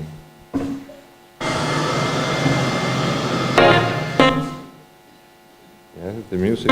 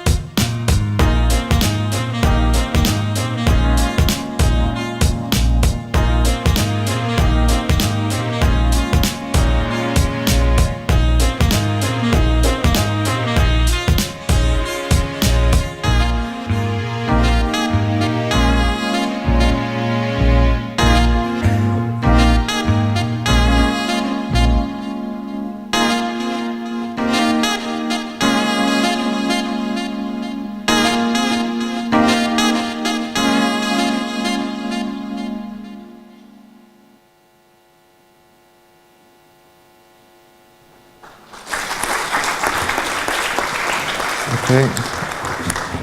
Cinema Ambiente is a part of the National Cinema Museum in Turin. We have the private sponsor and the city of the Turin that give money for the festival. We have movies, conference, and normally after the movie, after the screening, we have some talk with specialists, with scientists or people, and etc. And we have concert, etc.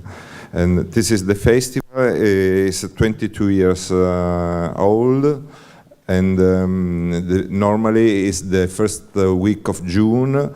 And the 5th of June, because it's the World Environmental Day from UN. We work with UN, and so during the festival don't end in these days, but during all the year. We have a distribution in Italy. Most of the movie that we show in Italy after have a life around our country. which have a screening every days, everywhere in Italy. And so we work also with the schools, with the young people. We have a section called now Cinema Ambiente Junior, as a competition for young people, and that the winner came in Turin with the teachers. It's very nice. And we have also this web TV called the Cinema Ambiente TV that the school can use inside the classroom to do environmental education, starting with the movie. No? It's very simple to find movie and use it. We have around 500 schools that use this Cinema Ambiente TV. So my time is long. I invite you to visit our website and to come in Turin if you want. Okay, thank you very much.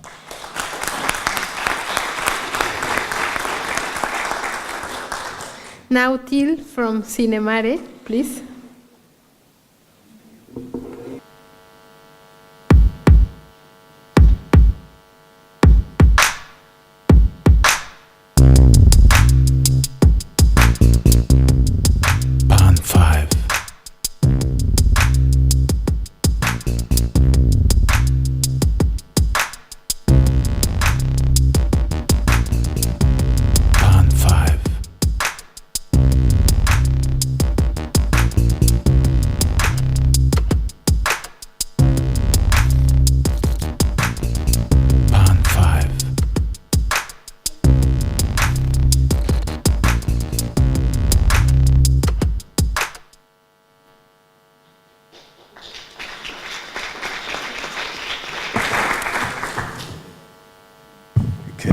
Seems like I sent you the version of the old soundtrack where we hadn't bought the music yet, so you kind of have to imagine it without the clip in between.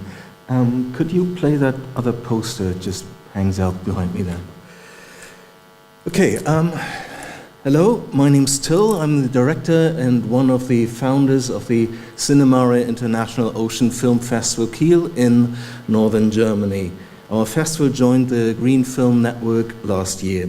So thank you very much for welcoming us to the family, and thank you to CINEECO for bringing us all together here today for this first international forum of environmental film festivals.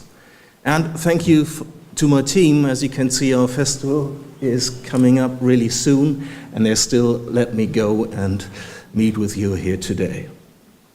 Cinemare brings the oceans on land and onto the cinema screens. So to say, we bring the blue to the green.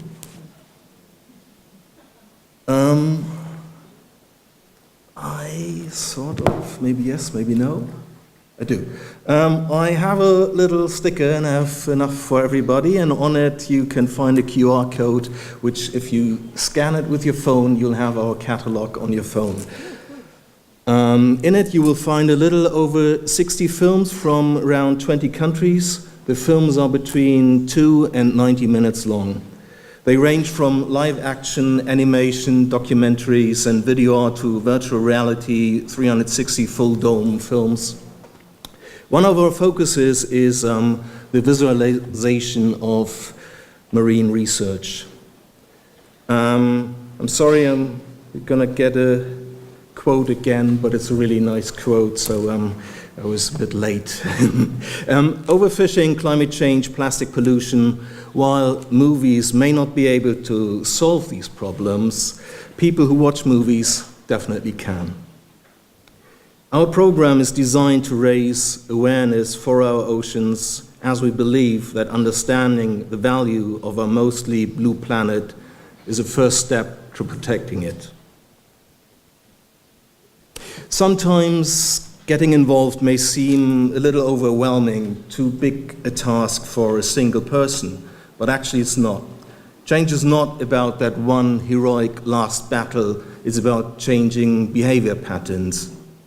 The plastic bag that I don't use today will not strangle a sea turtle tomorrow, and the plastic straw that I don't use today won't land in the stomach of a seabird tomorrow. I spent most of the last 10 years in Taiwan, where people like to use the idiom of chopsticks that are easily broken one by one, but as a bundle they are a force to be reckoned with. If we at the Green Film Network speak with one voice, we can become such a force. I believe this assembly is a fantastic chance for all of us together to decide what GFN shall stand for in the future. It is 39 of us all over the globe. Together, we can actually have quite an impact. Images, and especially moving images, are a powerful way to deliver a message. As film festivals, we visualize a few of the most important issues our world is facing at the moment. If we stand united, then Cinema Planeta can deliver the message of Cinema Ambiente in Mexico, and Fred can fight for the cause of CINEECO in France. In the following 2 days, we have the chance to decide who we are and where we want to go. I hope we can implement standards of what we would like the Green Film Network to stand for, and how we, as member festivals, want to treat one another. For example, should member festivals have live screenings to a public audience? Should certain sponsors be considered unsuitable for a GFN festival? We all need money to run our festivals, but we also need passion. And I'm assuming that most of us aren't too passionate about greenwashing companies and industries that profit by exploiting our planet and destroying our environment. So, if our standards are high, then they can lift us up. And if they are low, then they can ultimately damage the reputation of all of us. I hope the brand GFN can continue to grow as a widely recognized label that people associate with conservationism and the honest effort to help make this world a better place. Thank you.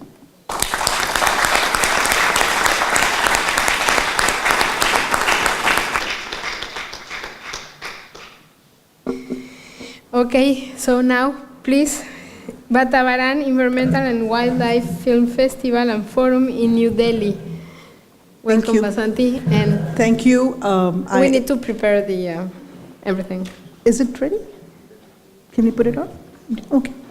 I can start. I don't want to waste time. I like to echo all my colleagues here. It's amazing to be here, and it's, believe me, how inspiring it is to see that all of you do the same work that we do. It's thrilling, and thank you, the municipality of Sia and Mario and GFN, to make us all come together like this. And it's good to see, put faces and names together that we've been communicating all over now. My name is Vasanti. I head an organization called the Center for Media Studies. That's basically the not-for-profit organization, a think tank based in India, which started the Vatavaran. Vatavaran in Hindi means environment, so that's why we put CMS Vatavaran. It is today an international environment and wildlife film festival and forum. We can start. Can we start the presentation?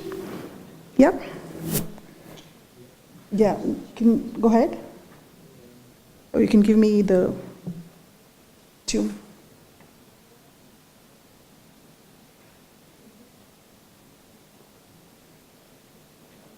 Does it go ahead?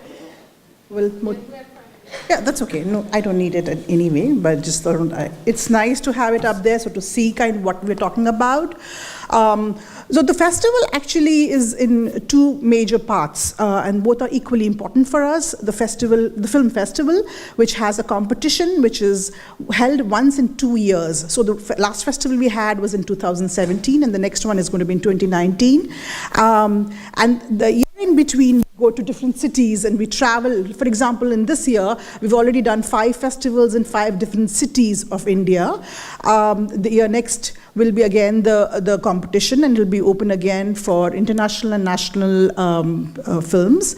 And the forum usually has one theme every year. For example, we've had climate change, we have had biodiversity, we have had last year water, and the next year is going to be celebrating the Himalayas. And the forum is is curated on the issue by specialists, and one of the categories for film entries is usually the forum theme. For example, celebrating the Himalayas. So if you have a film on Himalayas, this is the time to send and to see how it is. Oh, there it is. But it's all there, right? Yeah. Okay, as I mentioned, it's by CMS.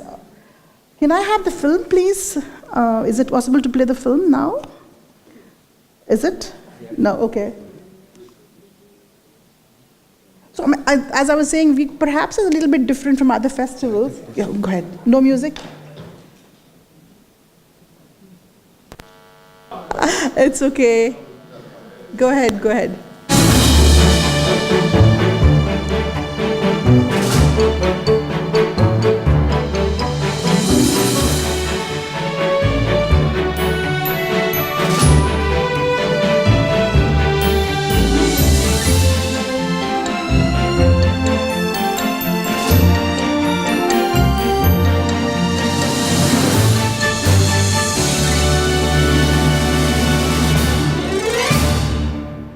This is our last festival invite. I showed it to you to see the large extent of work that is in the festival. We can go back to the presentation, please. Thank you so much. Can we have the presentation? Yes, yes, yes. Oops. I talked about this. I want to take a minute to explain the objectives right from the beginning, because we basically are a research-based organization. We already had our objectives very loud and clear to us. We do want the films to make a change, not just change in our practice, but also in policy. So we do hope that films and inspired a lot of policy change, and I've had some success in that area. We do want to interpret the large conservation issues, complex issues, into something that people can understand and feel that we can do something about it instead of saying it's somebody else's issue. And environment news in the media, very important. Right from the beginning, we wanted to encourage environmental issues in the popular media space. And one platform with multi-stakeholders. We definitely want filmmakers. It's a platform for filmmakers, but we also want corporates, we also want youth, we also want policymakers and NGOs who are working in the environment sector to be activated through this medium. This is the structure. I'll not go into it. We can talk about it next time. I already told you about how we do an environment forum and the festival, and the seminars and workshops are part of it every year. This I wanted to kind of highlight. Even though we are in the 17th year, we are doing the 9th edition. We've done 9th edition. The next year will be the 10th edition. We've done 8 traveling editions in almost 55 now. That's 49 since then. We've done 5 more. We have almost 3,500 films in our archives, and we have a network of 5,000 plus filmmakers. And I'm happy to put you all on that network to share what all you are doing. But more than the films and the collaborations and the film screenings, what I'm very excited about is the 5,000 plus schools and colleges that are now networked with us. They call us. We are doing this program. Do you have a film on, say, ozone? And then we send them a film on that. We're celebrating Ozone Day, or we're celebrating Biodiversity Day, or Elephant Day. Do you have films on that? Similarly, we've worked along with environment journalists, and today journalists come to us to say, do you have footage on the Ganga? I'm doing a piece on that. Things like that we provide both to national and international media organizations, so we do a very good rapport with the media.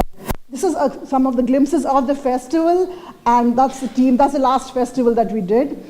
This is the kind of awards that we give. I just want to highlight it. It's just not give it to filmmakers, but also give it to green ambassadors who are doing on their own in remote parts of India amazing work with no support. So we encourage and use them to inspire others. And this is my last slide. I just wanted to kind of highlight what I'm very proud of the legacy that we have created, not just the award and the prestige about it, but also making a platform for bringing civil society, policymakers, and filmmakers to one platform to talk to each other, which doesn't happen enough, and also get more increased media attention. I mentioned before we started in 2002, it was less than 0.6% of media talking about environmental issues in prime time in India, and media in India is huge. But today it's more than 3%. So I'm quite happy to be part of that movement to make sure that media picks up environmental issues. And of course, the wide network of youth that we have, I'm very proud of that, and I hope we all are sitting here doing a lot of programs in schools. They are the inspiration, and hope that they will take care of our future. What happened again? I'm done. That's it. That's all I wanted to say. Thank you very much.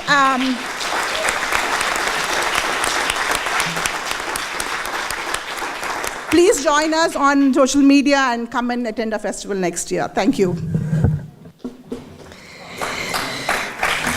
And so now, please, EcoCop, the Green Documentary Film Festival in Moscow, Russia. Anastasia.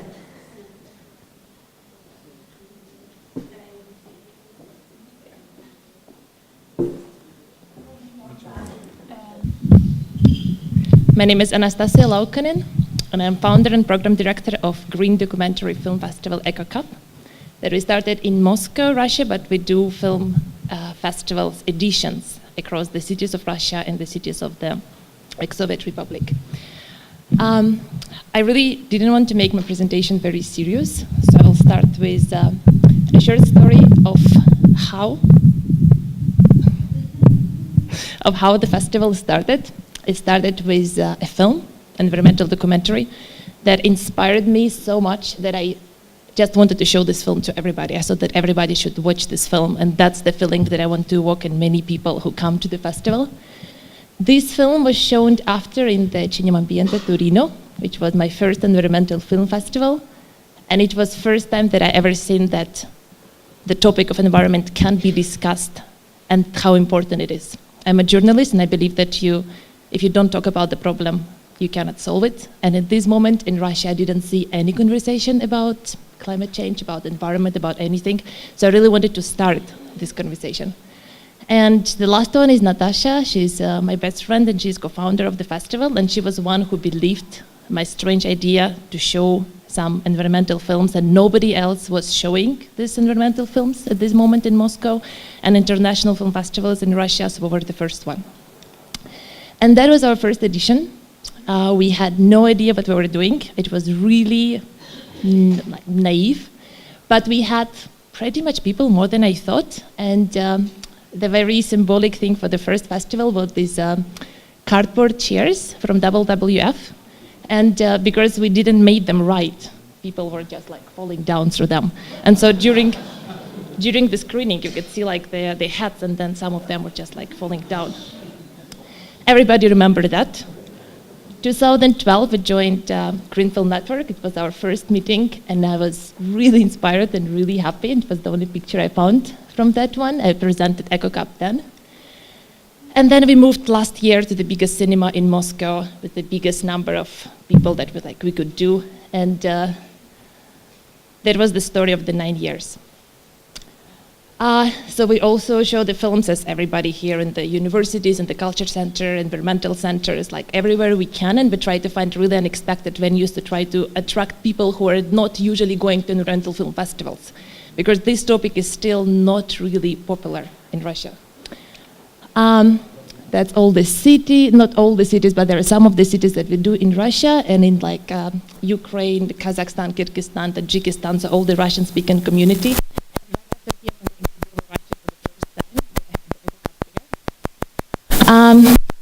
We need to do something special with guests. Going to February in Moscow is not enough, so we're throwing them to the ice water, and everybody did. We're doing this year as well, just if you plan to come, that's our plan. And I want to mention my team especially.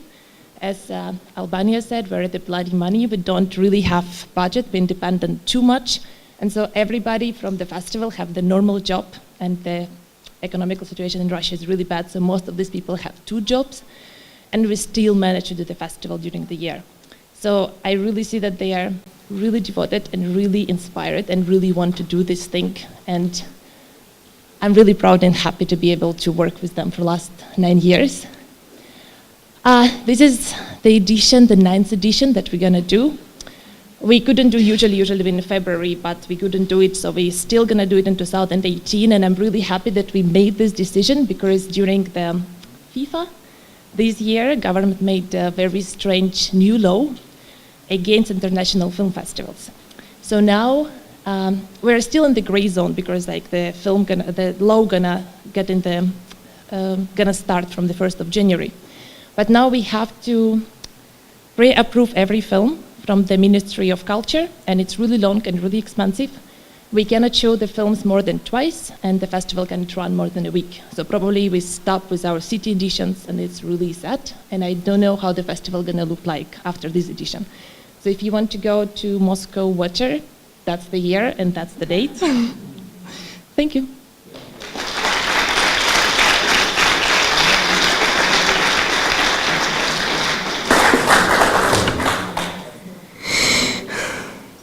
And so now it's CINEECO Film Festival with Jung Shim. Hello, my name is Mika Shin from the Seoul Eco Film Festival in South Korea, and I'm here with the founder of the festival, Mr. Choi.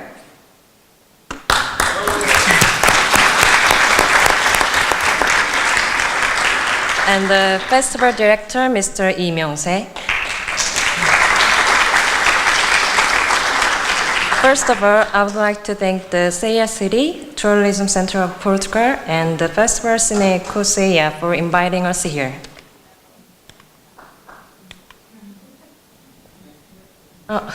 Next, please. Yeah, I'm going to tell you the brief history of the Seoul Eco Film Festival and some information that I want to introduce to you. Next. The beginning. The Seoul Eco Film Festival is presented by the Korea Green Foundation. Since 2002, Korea Green Foundation has served as Korea's first public environmental foundation to raise people's awareness on environmental issues through the cultural means and expertise. The President, Mr. Choi, announced at 2002, said the initiatives of the 21st century are the environment and culture. We will open an environmental film festival in Korea. And after a year-long process of the preparation, the first Green Film Festival in Seoul was launched in October 2004. Next. Next, please. Yeah.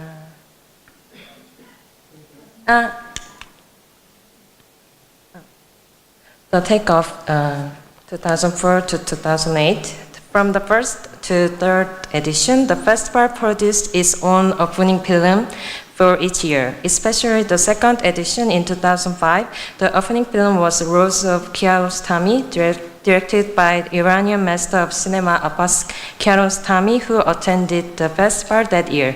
From 2007, the opening film and the festival lineup were selected through the worldwide open call. And as a solo environmental film festival in Korea, the festival received funding from the government and corporate sponsorship.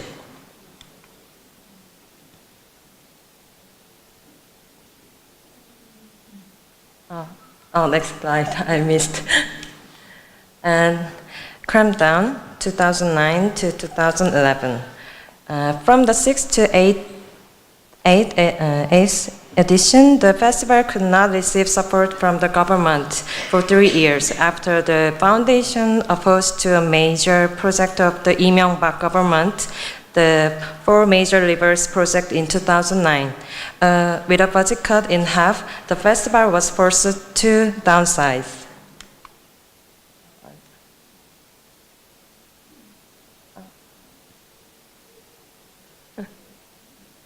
Yeah, this slide.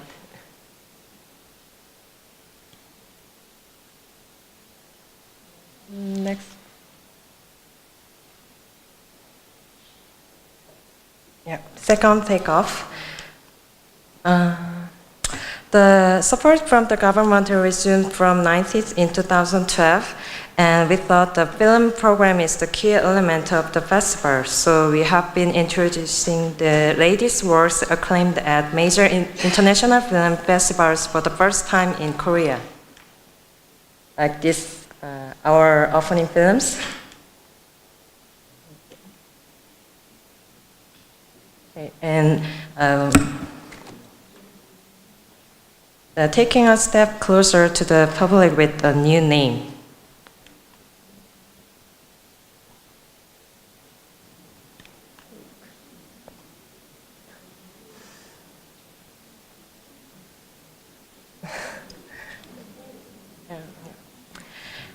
In 2018, we changed the festival's English name from Green Film Festival in Seoul to Seoul Eco Film Festival.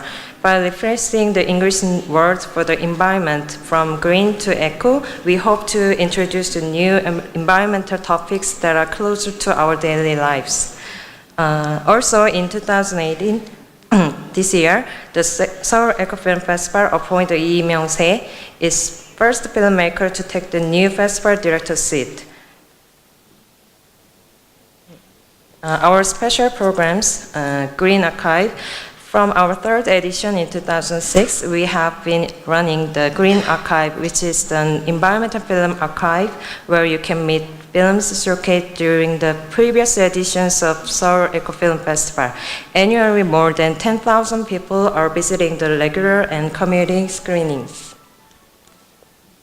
And second, from our sixth edition in 2009 to present, we have been participating as a member of the Green Film Network and enjoyed a number of collaborations with other member festivals like this. From 2004, we collaborate with Environmental Film Festival in Nation's capital and Batabaran Film Festival as well, and the festival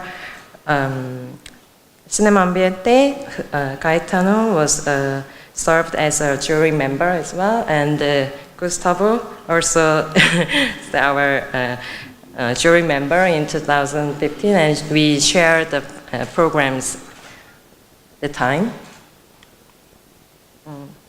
Next.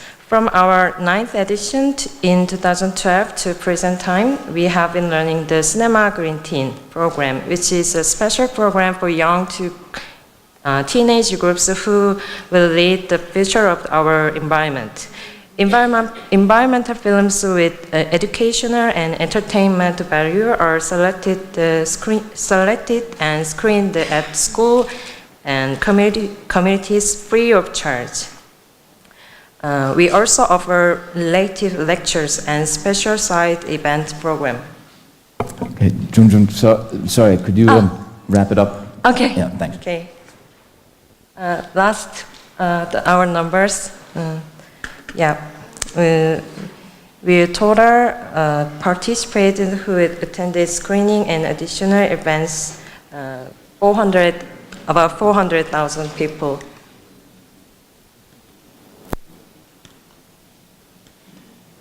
Yeah, thank you so much.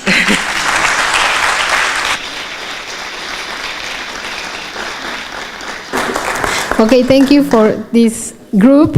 And now our next 5 will be Pelicam International Film Festival of Romania, Greenpeace Film Festival,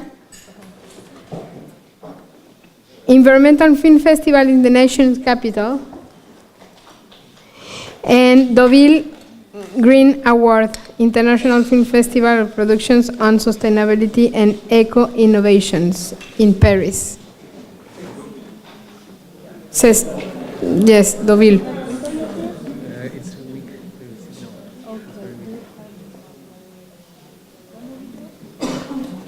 And DocuFest. DocuFest International Documentary and Short Film Festival in Kosovo. Please, Errol, come. Okay, so Pelican International Film Festival. Yes. Hello, my name is Corina. Me and Benjamin, who's also here, we are the co-directors of Pelican Film Festival in Romania.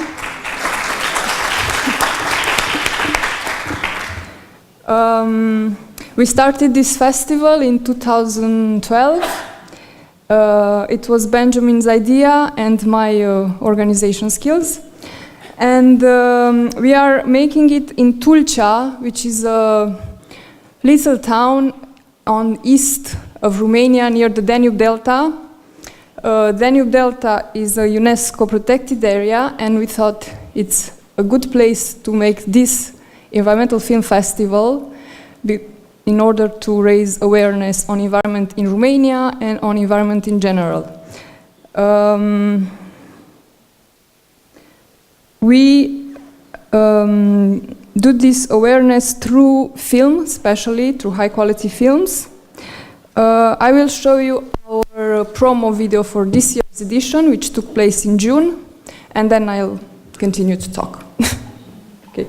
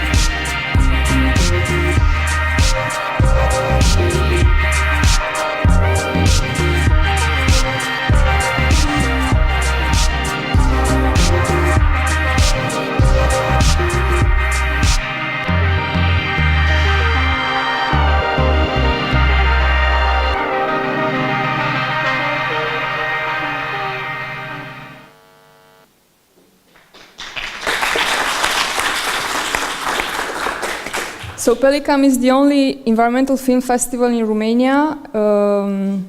It's been in the Green Film Network since 2013. It's a free festival with free entrance to all the films, all discussions, all other events we have. We have competitions like all the festival, shorts, feature. We have a Fresh Perspectives competition with a jury formed by young people in Tulcea. And we have a regional Black Sea Docs competition with films originating from countries around the Black Sea. We wanted to make a Romanian competition, but it's very few films or sometimes no films on this topic in Romania, so we did this regional one. And the awarded film of this competition is our proposal for GFN award. Sometimes it gets to be a Romanian film, so it's a good thing.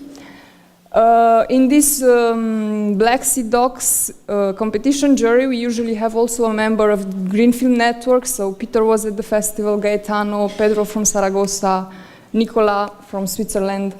We screen around 40 films each year. We have also photo exhibitions, workshops, music concerts, lots of debates. Around 80% of films are having a guest invited, a director, and we have large debates on the topic of the film. Of course, we have special kids program each year. This year we also did an extra thing. We went a week before the festival directly in the schools to screen films, and we had this more outside outdoor screenings in the evening to get more to the local public. It's very difficult to get to the audience, or to get audience in Romania in general, in Tulcea in special, and with documentaries, and with environmental documentaries. So I thought that maybe it's not especially a problem in Romania, but I hear that lots of festivals have this problem, or not problem, but there's always place for more audience, I think. All our films in the competitions are in national premiere, so we screen very fresh films each year. As for the numbers, I'm complaining, but still we have increasing audience. So this year we had around 7,000-8,000 people attending. Also, the city of Tulcea is not a university one. We have lots of pupils, though. We have around 70 volunteers each year from the city of Tulcea who help us making the festival. That's my timing? Okay. Thank you, Mario, for inviting us here. Thank you all the GFN network. And I hope to see you in Tulcea next year in June, if all goes well. Thank you very much. So now for the Greenpeace Film Festival.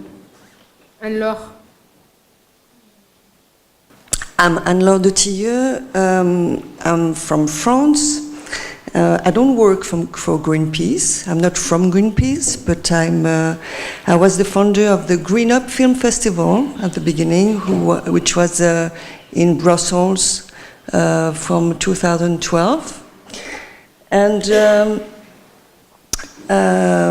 it was at the beginning a festival which was half in Brussels, like all kind of festivals with workshops and screenings and in universities and everything, and half online. Now the festival is 100% online. At the beginning, the festival in Brussels was 3 years in Brussels, and then we faced financial problems like all the festival, I guess. And also I wanted to get a wider audience. So I tried to find a solution to save the festival and to find a way to do it in a larger scale.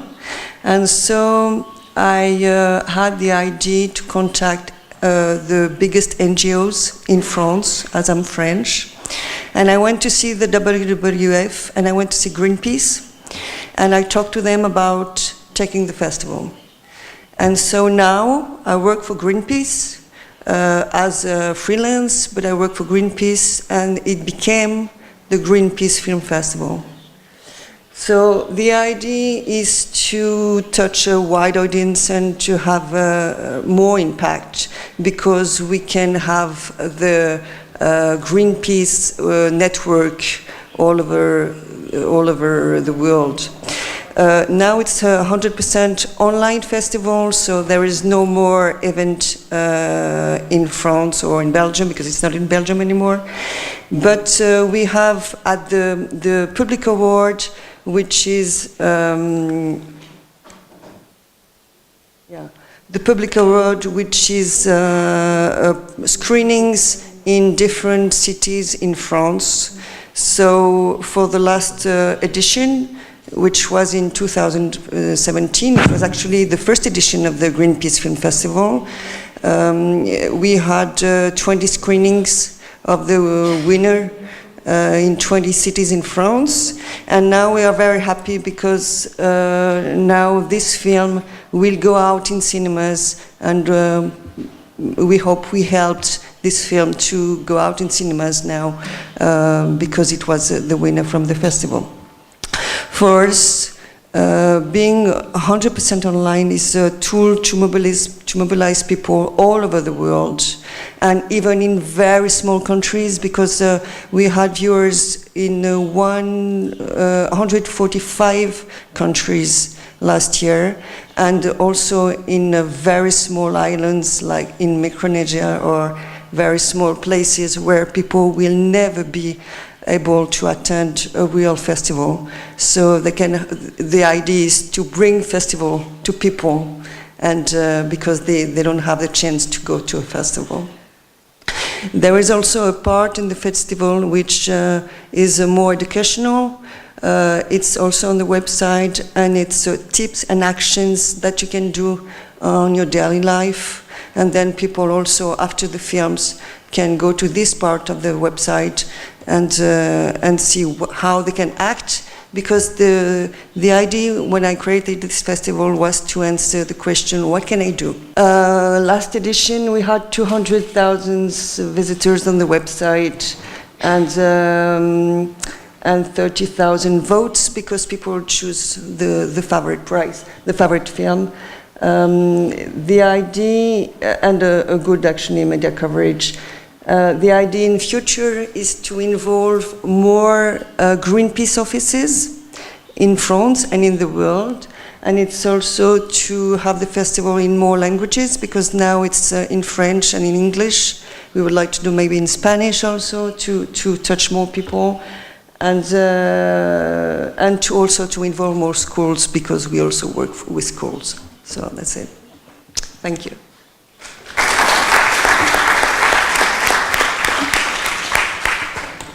Okay, now Peter, it's your turn. The DCEFF Environmental Film Festival in the nation's capital, Washington, D.C. First, I just want to say again, congratulations to Mario. We've been on the board talking about having this kind of meeting for a long time now, and so it's just really a wonderful thing that you were able to organize this. I know it was a lot of work that went into it, but it's great that everyone's here.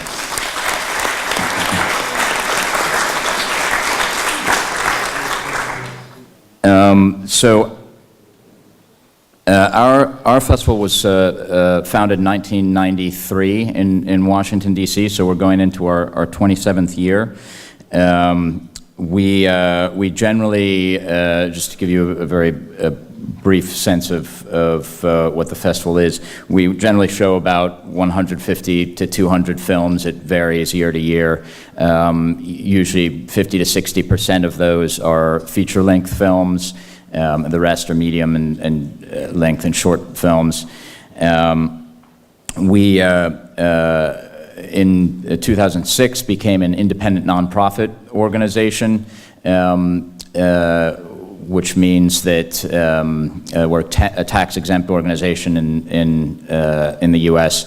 And at that point, we formed our own board of directors and had a permanent staff. We now have a full-time staff of 5 people, and then we have a lot of temporary staff and volunteers that come on board during the time of the festival. We, as a nonprofit organization, have to spend a lot of our time raising the budget. Like other American festivals here, we have no government support, really. We have some local, some support from the local arts council, but not very much. And so the vast majority of our funding we have to cobble together from individual donors, philanthropic foundations, corporate sponsors, and the like. So there's a lot of effort that goes into that. We're generally a showcase festival. We, for many years, did not have any competitions. In the past 5 or so years, we've added film competitions, so now we have some specific awards. We have 4 different awards that are very specific categories, like advocacy or short films on sustainability, things like that. But we're mainly a showcase festival. Our programming philosophy is like many of the festivals here, we're very curated. We have a very broad definition of the environment. We're trying to get people to really think differently about what their connection to the environment is, and we always like it when people see one of our films and maybe wonder why that's in an environmental film festival. So we like to have a really eclectic program. We show fiction films as well as a lot of classic documentaries, animated films, experimental films, and as I said, short and long as well. We have a philosophy that has always guided us, which is collaboration, and we try to partner with as many organizations as we possibly can. Washington is really a city that lends itself to that strategy. We work with many universities, embassies, environmental NGOs, arts organizations, and we try to show films all over the city with these different partners, and they also help us bring in speakers so that we have every program introduced and then have as many Q&As as we possibly can. And then I'll just finish by mentioning that we've recently finalized a 3-year strategic plan. So we're really trying to think of where we want to go in the future. We've had some good gradual success over many years, but we've really focused now on a couple things that it's been nice to see also have come up in other people's comments. One is greening the festival and really making it the most environmental event we possibly can.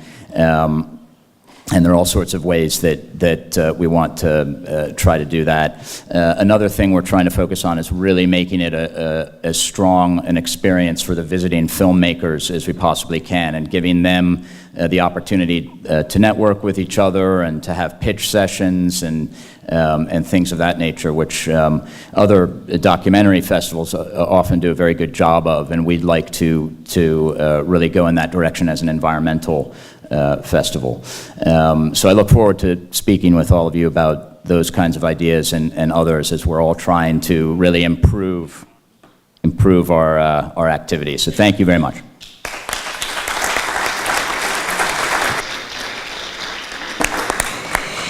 Okay, now please, Deauville Green Award. Yes. Georges, s'il vous plaît. My name is Georges Plessis, and I direct the Deauville Green Awards Festival. Now, it's not only a competition of audiovisual medias on sustainable development and eco-innovations, but we try to make aware the people who are responsible for advancing our medias in the public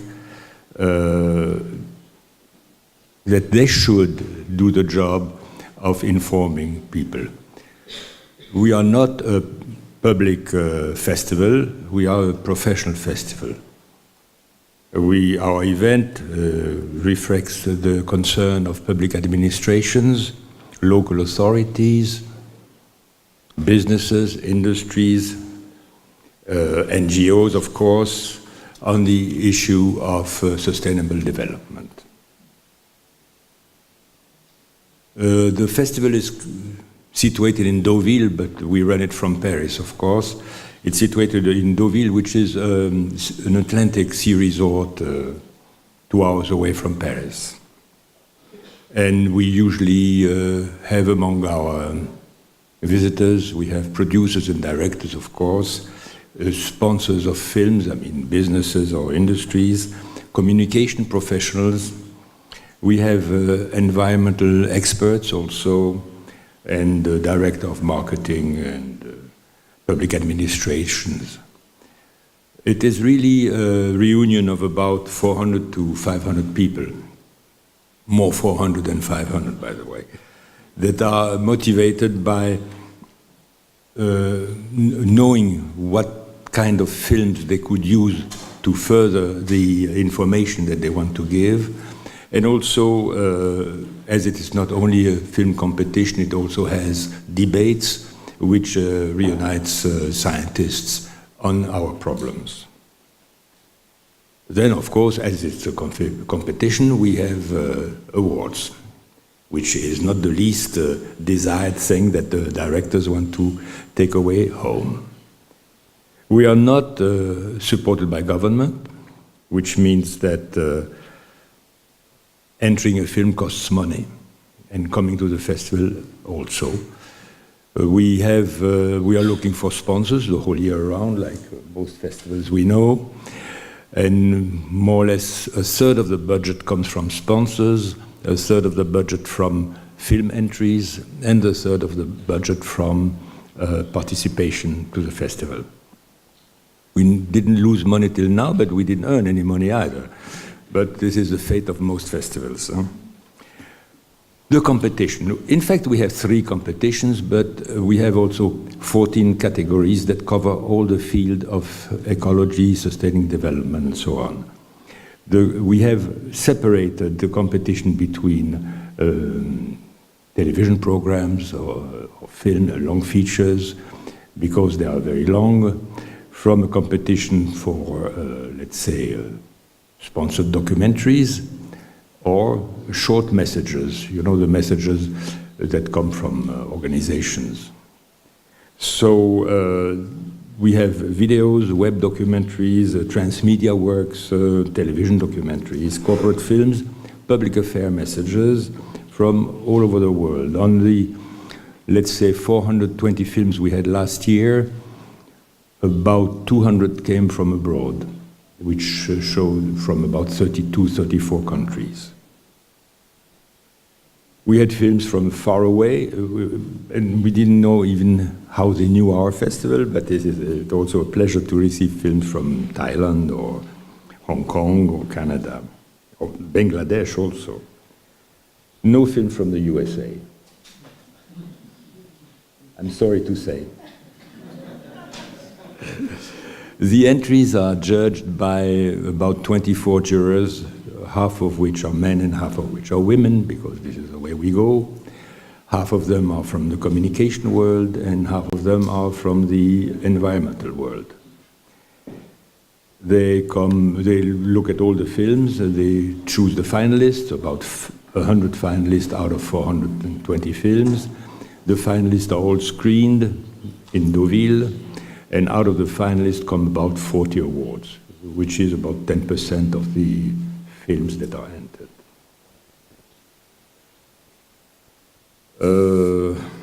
Our award, by the way, is made out of recuperated wood. It's a totem made out of used wood. Parallel to the competition, we have workshops, seminars, and extra events. The workshops discuss environmental subjects like the climate change. The president of our scientific committee got the Nobel Prize in 2007 with the GIEC, with the committee. The seminars are subjects like energy transition, geothermal, oceanic or biomass renewable energies, the protection of nature, of course. French and English are commonly used and are translated. The free events are made for the general public. They are not, I'm nearly finished. They are not for the free events are for the general public. They are projections for schools, for students, and for the people who want to come. It is free for them. And at the end, nearly each year, which is one of our specialties, we receive a guest of honor. We have Switzerland, we had Austria, we had Germany, Morocco. The guest can be a town or a province or a country, and they usually bring in experts from their own countries for the debates. They give a trophy, and the guest of honor is honored during a whole festival. The next edition is in June, next June, and we welcome the entries. Thank you.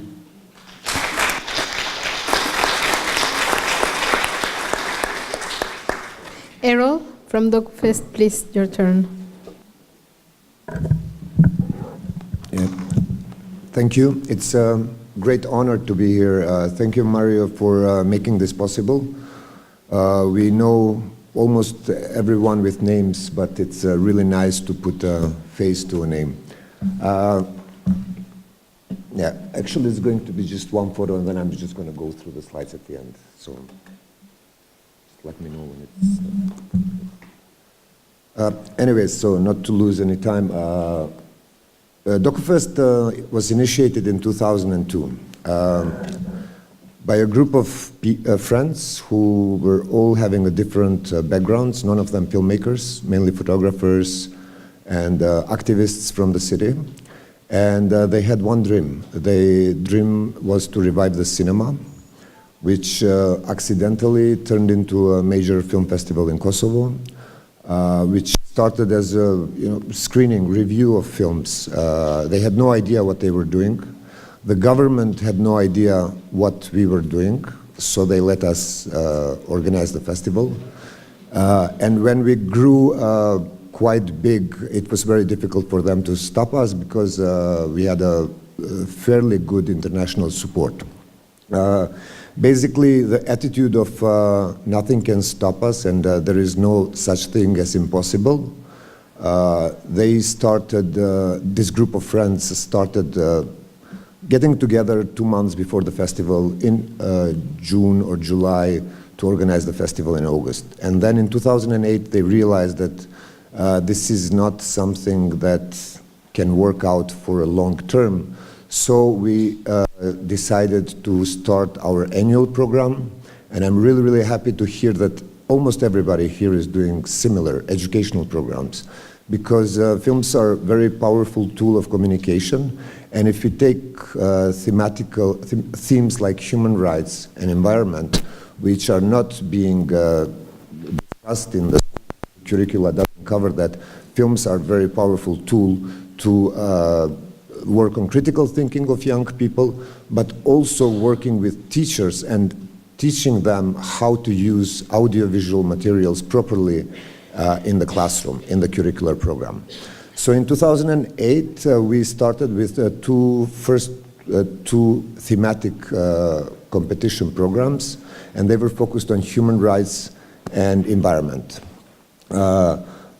We have to be honest to admit that we didn't know much on how to program this, and we started going to different festivals. We started bringing people from different festivals because forums like this, where knowledge sharing can teach us on how to do things better, taught us as well to organize the festival properly and to establish a cultural organization in Kosovo.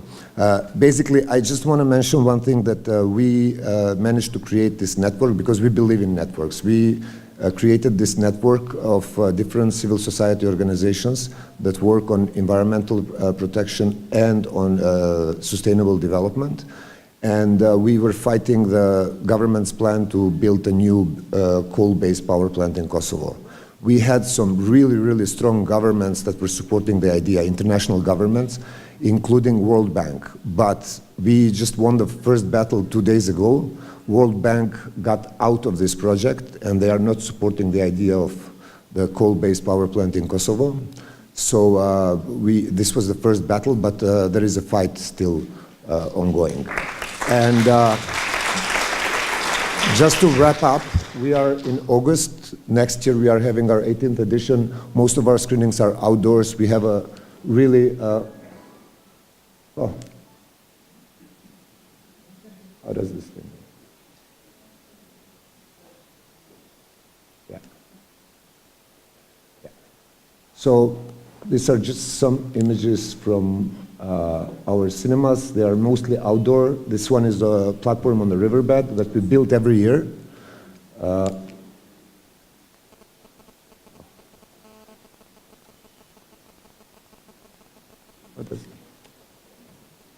Can you just press so? Yeah, so the next one, please. Next one. This one is on the top of the castle where you can have the view of the city. This one is in front of our offices, which is a plateau.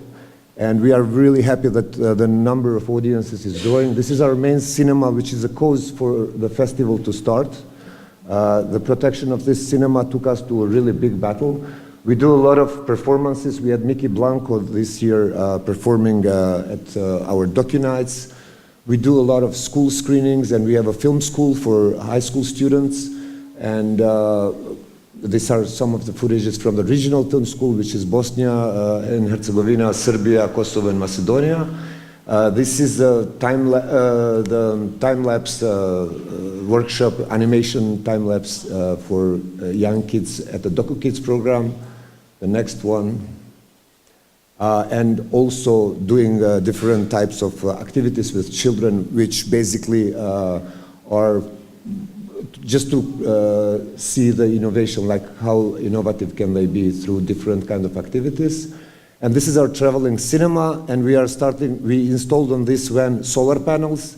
So next week we are starting with a solar traveling cinema, and we are going to go to rural villages. And this is the program for teachers, where we are training them on how to use films in the classroom, in the curricular process. This is our Castle Cinema, and I think that's the last slide. So, yeah, that's it. Thank you very much.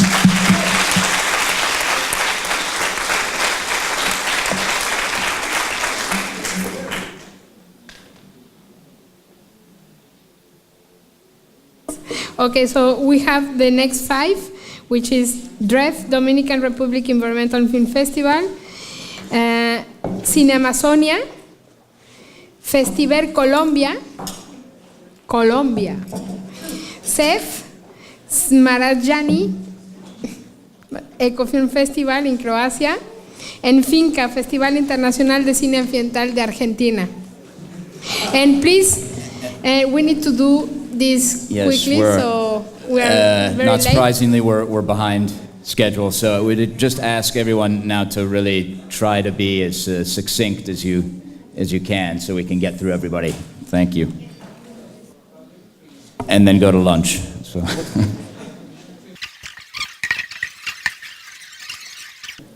Natasha, please. So, hello everybody. My name is Natasha Despotovic, and I'm the director of the Dominican Republic Environmental Film Festival. For those of you who know languages and cultures, you would recognize that my name is not very Dominican. So, originally I'm from Croatia. And like Rachel, being a Scottish person living in San Francisco, I'm Croatian, Dominican, living in Washington, D.C., United States. I'm originally from Croatia. I lived a long time in Dominican Republic, where I started to direct the foundation, which is called the Global Foundation for Democracy and Development. That is actually the foundation that created the Dominican Republic Environmental Film Festival. That is the foundation that has a lot of projects. We work in many areas of socio-economic and cultural and democratic development. So we work with the United Nations, with the Organization of American States, with universities, think tanks, non-profits, private sector. So our work is very, very broad. And the Environmental Festival is just one of the aspects of our work.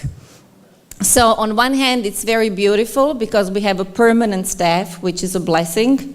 We have our own multimedia people, graphic designers, we publish books, we do research, so this is really, really nice.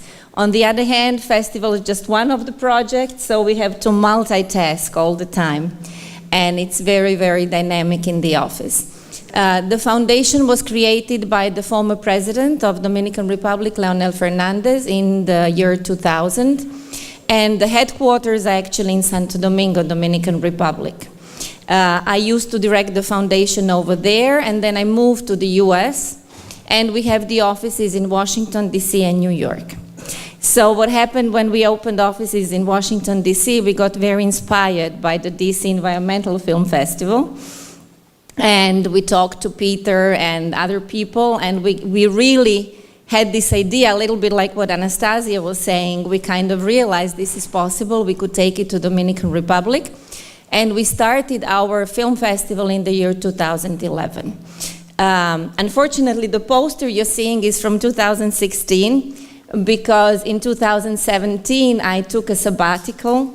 And I charged my staff to continue doing the festival, but I think they got cold feet. And they waited for me to return, so I returned from my sabbatical this year, and we are going to renew the festival. So here we are. So just to present a little bit what we do quickly. It's the last minute. Just 1 minute. Oh, really? Okay, well, let me just tell you. So we screen in 10 cities. We have 10,000 viewers, and we have also developed many, many programs associated with the film festival. Because what happened is the viewers said, okay, we've seen the movie, what do we do? So we did a recycling project, we have an organic gardening project, so we take people on excursions around the country to get to know the natural beauty.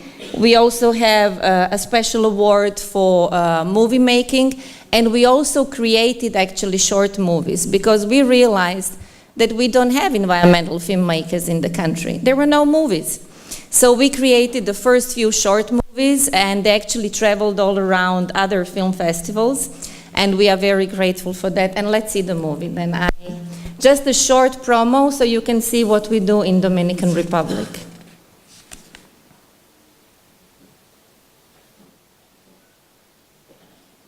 We also hosted the Green Film Además Network de talleres, Award. clases magistrales, actividades comunitarias, exposiciones y la quinta edición del Premio Globo Verde Dominicano.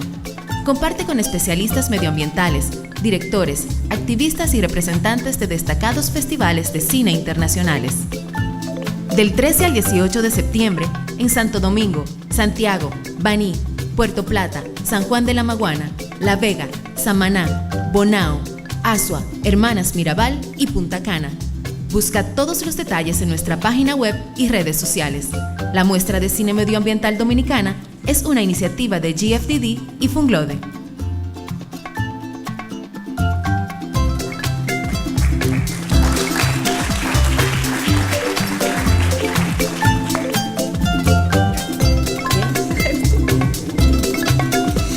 Okay, so now Cine Amazonia, Festival Latinoamericano de Cine Ambiental. Please, Fernanda.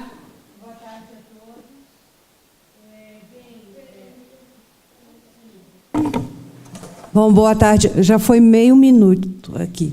Boa tarde a todos. Eu sou Fernanda Kopanax, diretora do Cine Amazônia, que é um festival que nasceu na Amazônia em 2003. E, na verdade, eu trouxe um vídeo, e peço desculpas, porque o vídeo tem 5 minutos e 17 segundos, ou seja, eu vou utilizar todo o tempo que eu tenho, um pouquinho mais. Igor, poderia exibir?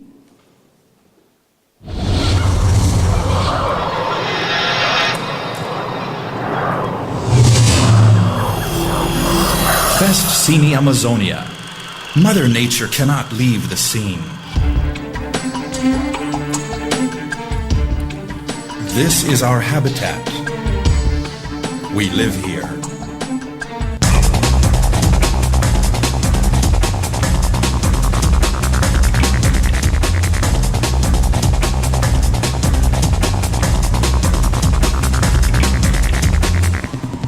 No, there will not come a mother ship to rescue us.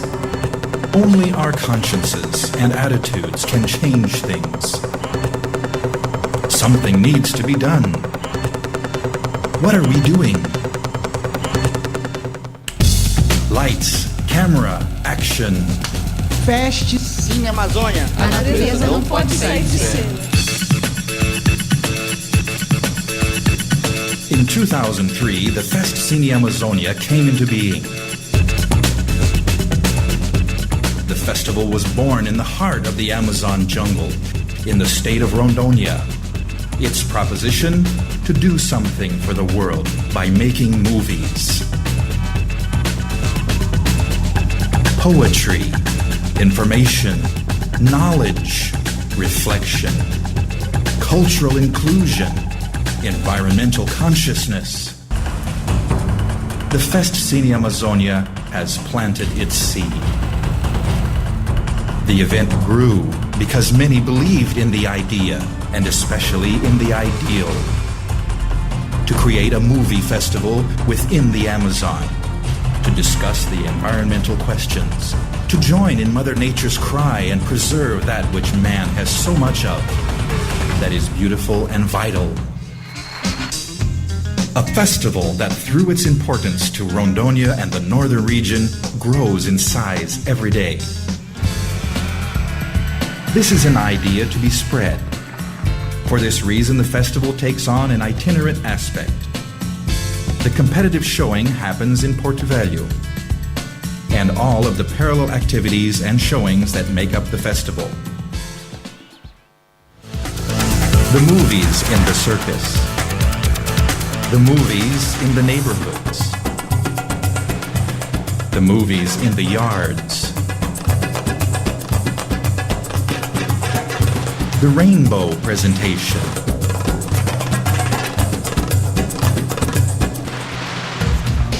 The classroom goes to the movies.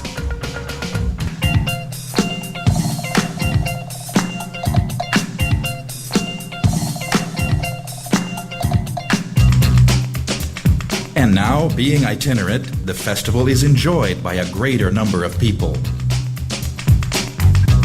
Using all means of transportation to go to the communities along the riverbanks of Rondônia, such as those of the Madeira River, the largest tributary of the Amazon River.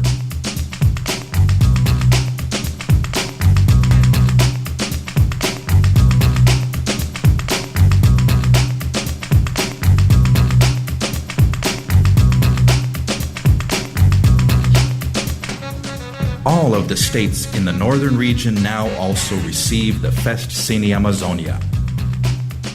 In this way, we amplify our capacity to reflect on our own problems.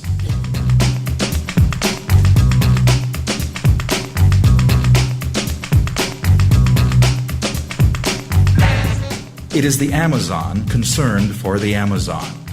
But this perception needs to be expanded.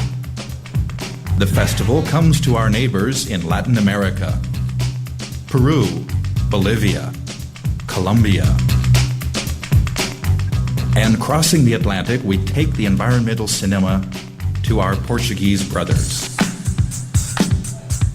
The festival will be seen by more than 10,000 people. This is how the Fest Cine Amazonia reaches the world. And the most important thing, a festival that was born to take care of the Amazon. This year, get into action with the Fest Cine Amazonia.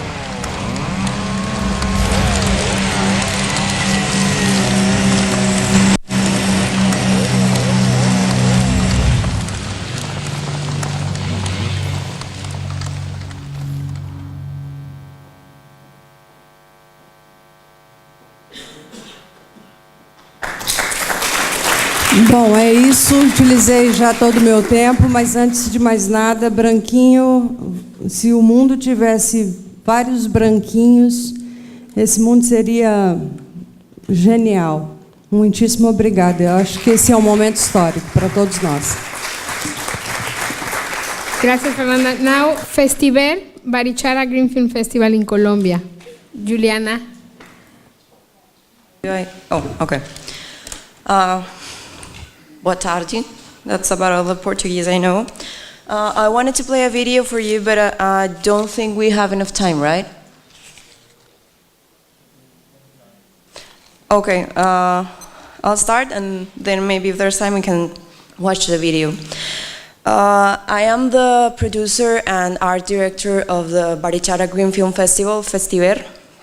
I handle all of the image of the festival, and we are a very small team. We are 3, and the other 2 are my parents. So if you think it's complicated to do a festival, try doing one with your parents. They are respectively Toto Vega, the director, and Norida Rodriguez, the general producer. They're both actors. And we have reached our 8th edition this year. Our festival is a competitive festival. We are the biggest environmental film festival in Colombia, which is not hard when you're the only one. There are many film festivals in Colombia, a lot, more than 87 registered just in a film festival association. But we are one of the few that have a theme. It's been hard because in Colombia, they're not so sure about what green film means. They think it's just documentaries about frogs and birds, and we have been very well received because we try to show as many different films as we can. We have right now 5 categories. We have national feature film, national short film, international feature film, international short film, and we have another award which is called Photosynthesis. It's a post-production award for films in the first cut. Thanks to this award, we have managed to help finish 3 Colombian feature films, and right now we had the first international winner from Brazil. Our 8th edition had a very varied program. I don't know, the presentation is available? Okay. So we have screenings of all of our films, most of them in competition. This year we screened 80 films. 20 of them were from a new section we had called Verdes del Aire. It's composed of 1-minute films made entirely with drone, showcasing the most exotic and beautiful places in Colombia. The biggest challenge we have faced is the financiation. Right now we're facing maybe a 1-year hiatus because we don't have the budget to perform a next edition. We are very open to ideas, so we don't have to finish the festival. And I wanted to thank you all of you, not just Mario and the GFN, especially Caetano, but not just because this is a great point of encounter for all of us, but because I can only speak for myself when I say that I have lost hope many times. I think we chose the wrong path if we wanted to make a living, but all of you give me hope, and I'm sure my parents feel the same. So thank all of you, especially Gaetano and Mario.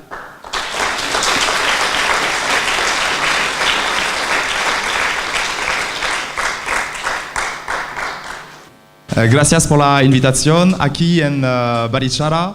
Cine Verde es importante porque enseña. Nosotros estamos muy contentos de ser parte del festival porque es un festival con el que nos conectamos totalmente. Por la manera como se hace, como la manera como se organiza y por como la sensación de grupo que se va generando. Creo que es muy importante que existan festivales como este. Pues es un espacio para compartir, digamos, varias iniciativas en torno a la biodiversidad, a la riqueza ambiental de nuestro país, desde diferentes miradas artísticas y estéticas. Y es la posibilidad de interacción, de generar y crear comunidad.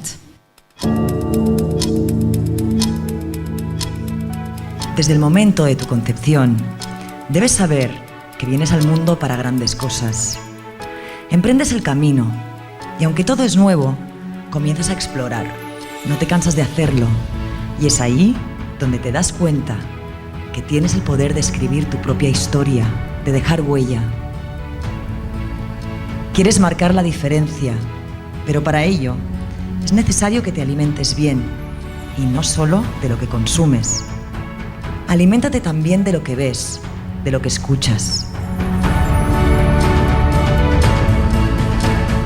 Rodéate de personas con experiencia, que saben lo que hacen. Personas que con pequeñas cosas buscan hacer del mundo un lugar mejor. Aunque muchas veces no todo es lo que parece, Nunca dejes de soñar, de pensar en grande, de volar. Al final, tendrás la satisfacción de admirar la verdadera belleza, de hacer parte del cambio, de encontrar una conexión con la naturaleza. Conéctate con la tierra. Somos Festiver. Conéctate con la tierra. Festiver, conéctate con la tierra.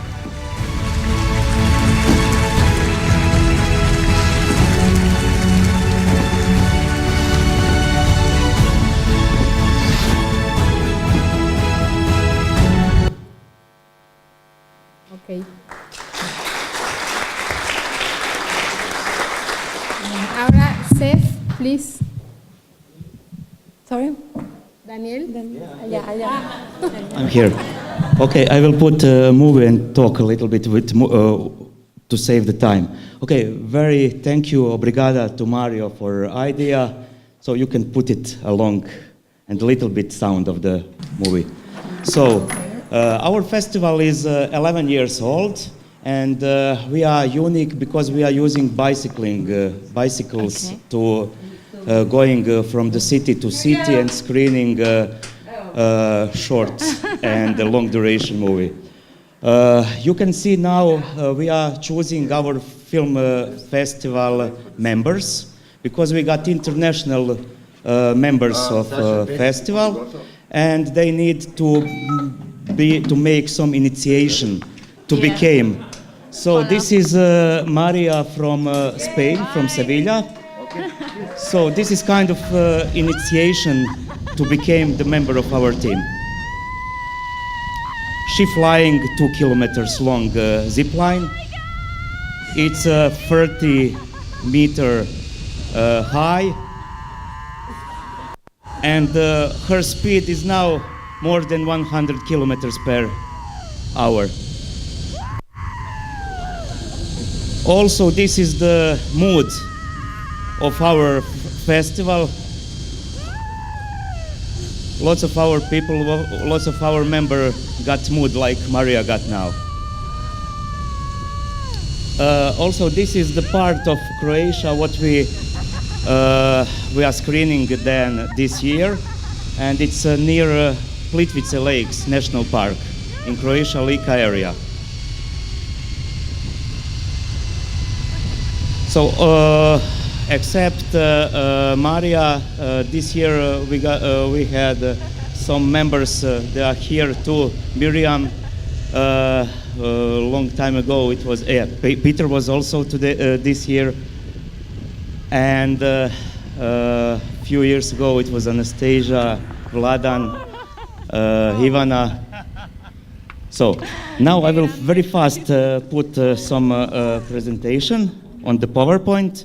Yes, we are specific that we are using bicycles, and in 7 days we are spending from 500 to 700 kilometers, and we are visiting. Is it works? Okay.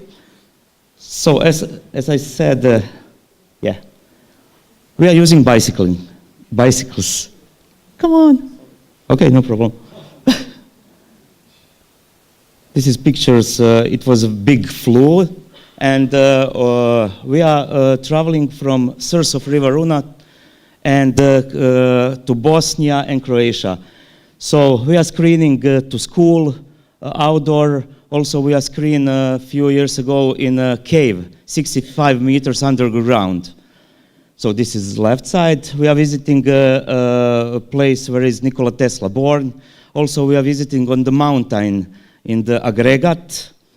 And it was 1 year policemen arrest us because we are so close the border, and they think that we are immigrants because we got lots of international members. So they think about Indian that he's from Syria. So, and yes, we are also I put something about you can read everything. So 11 years, budget 6,000 euro, but we are so happy with the small budget. We are visiting more than 30 cities and 1 minute, okay? And our audience is in a school, in orphans, in a pension, in a kindergarten, in the student homes. We are presenting our program in the culture centers. So it's still open for new members. So if you interesting, you just can tell me so to be our member. This next year we will be initiation will be a little bit low and easier. So thank you very much.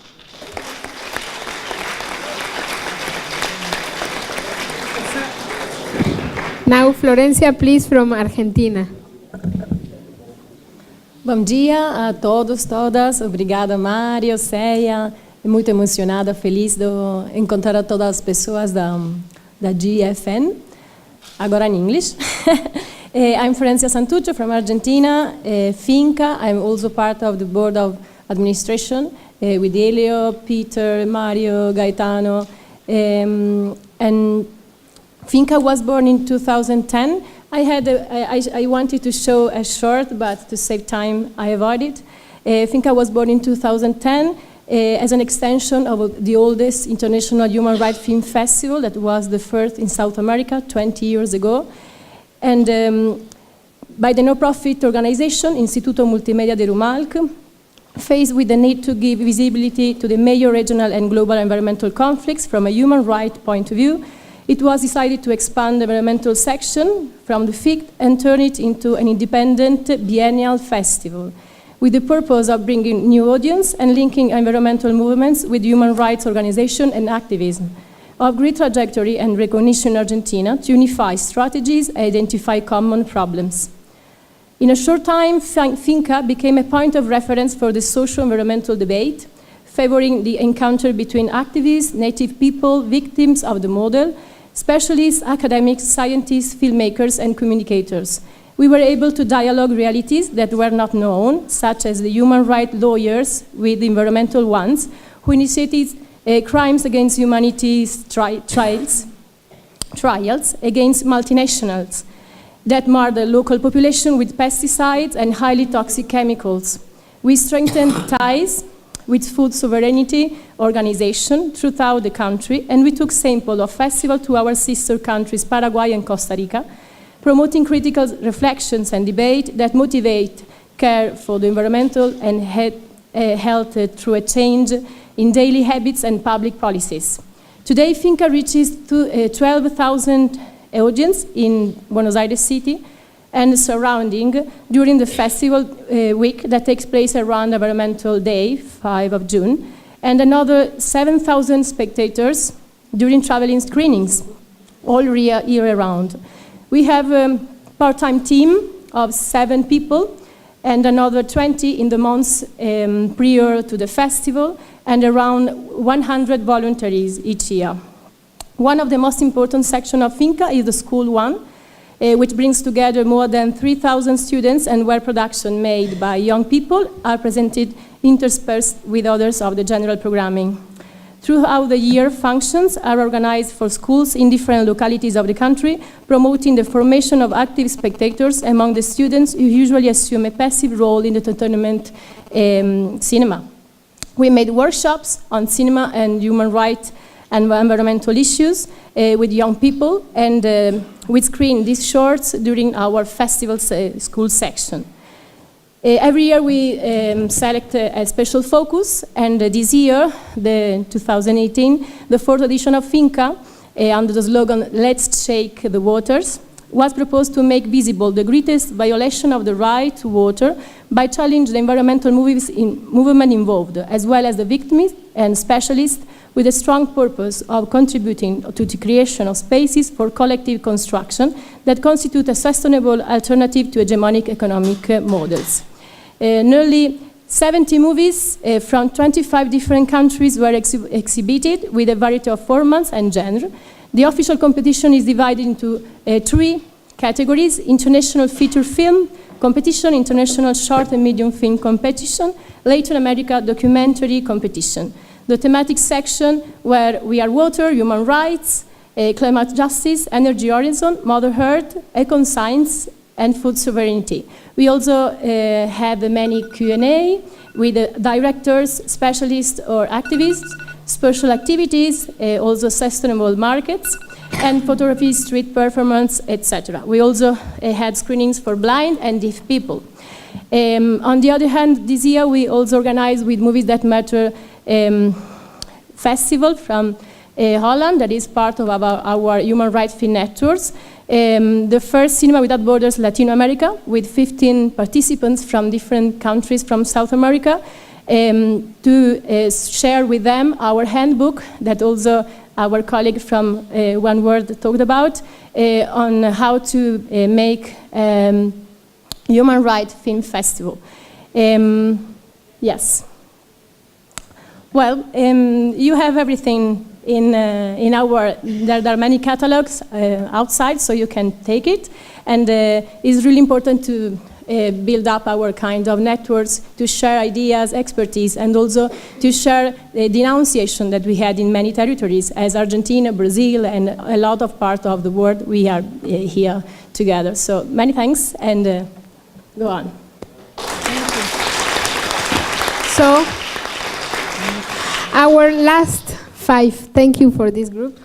Our last 5 will be Fred Film Festival, Toulouse, Antonin Haddad, Glimmer Glass Film Days, Cooperstown in the United States, Green Image Film Festival in Japan, Green Screen International Wall Film Festival and in Alemania, in Germany, and International Nature Film Festival in Godolo, Hungary, and CINEECO from Portugal. And we start with Fred.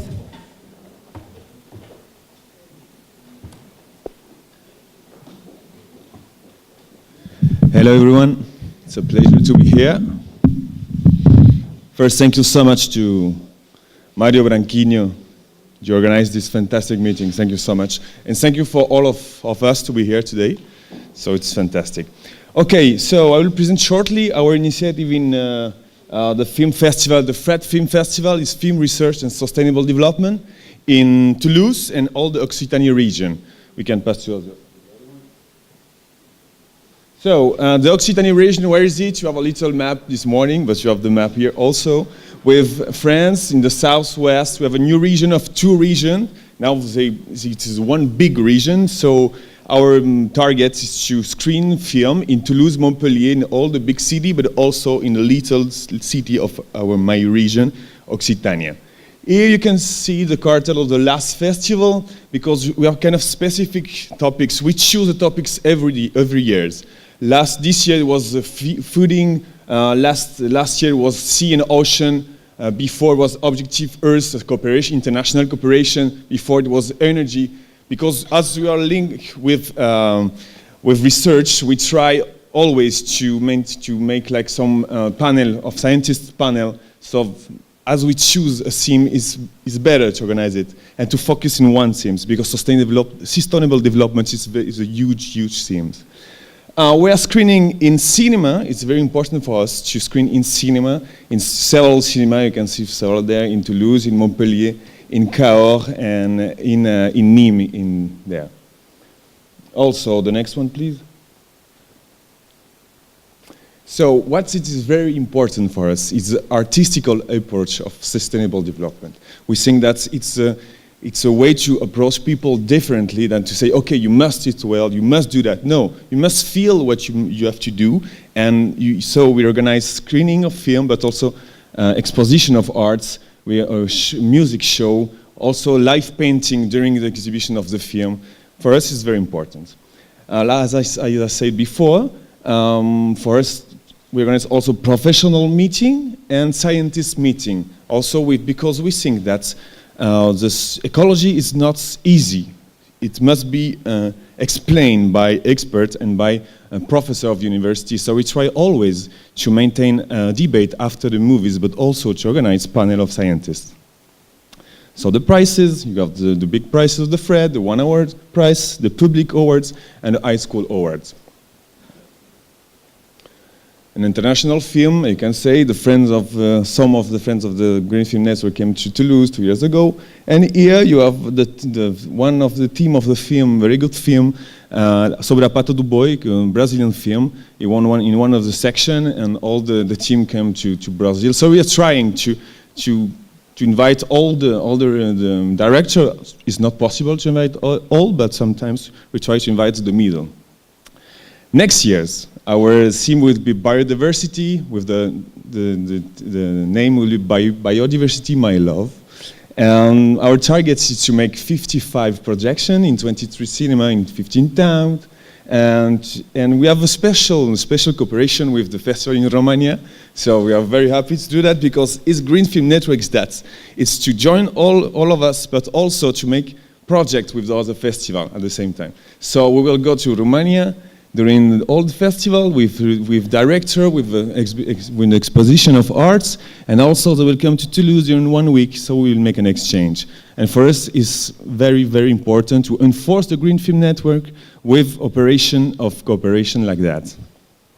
So the partner who they are, a lot of partners, and you can say also we give a lot of white card. Last year we gave several white cards from Festival of the Green Film Network. So they propose a film for the Fred, and after we screen it.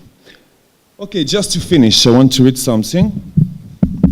I'm calling you for patience and commitment, all of you. We must fight the greenwashing. Our union is to inspire the worldwide population to change their habits, to protect biodiversity, and to save our Mother Earth. Without a lot of money, we can do a lot in fantastic film festival. Meanwhile, with the wrong partnership of one of us can destroy all our work, and as network and our reputation. Okay? Union make our force. The Fred will be always open for cooperation with every organization of the Green Film Network. Thanks CINEECO, thanks everyone. Come to visit us in Toulouse and in Occitania. Thank you.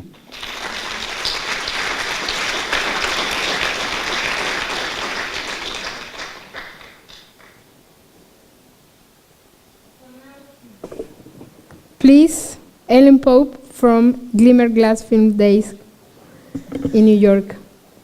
Thank you, Eleonora. And thank you, Mario, for hosting us. This is a tremendous opportunity. I am slightly jet-lagged, so I apologize if I don't make much sense.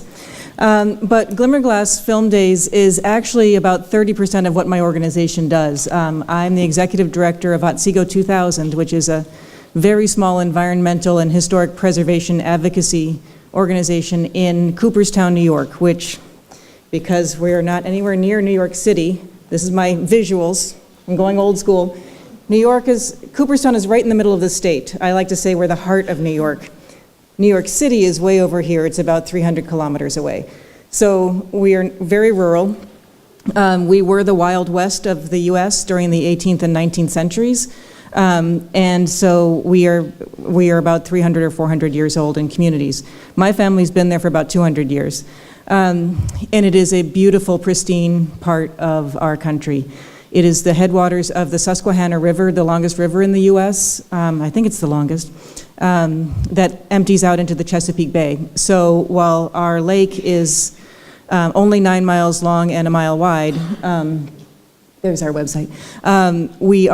It is the headwaters, and it all ends up in the Chesapeake Bay. So what it picks up along the way through our agricultural lands and down through Pennsylvania, where there's a lot of coal and gas extraction and industry, it all ends up in the Chesapeake Bay. So when Margaret Parsons, who many of you know, approached me in 2011, about her dream of having a festival in Cooperstown, we were in the middle of the fracking battle. We were the lead organization to fight fracking in New York State to start.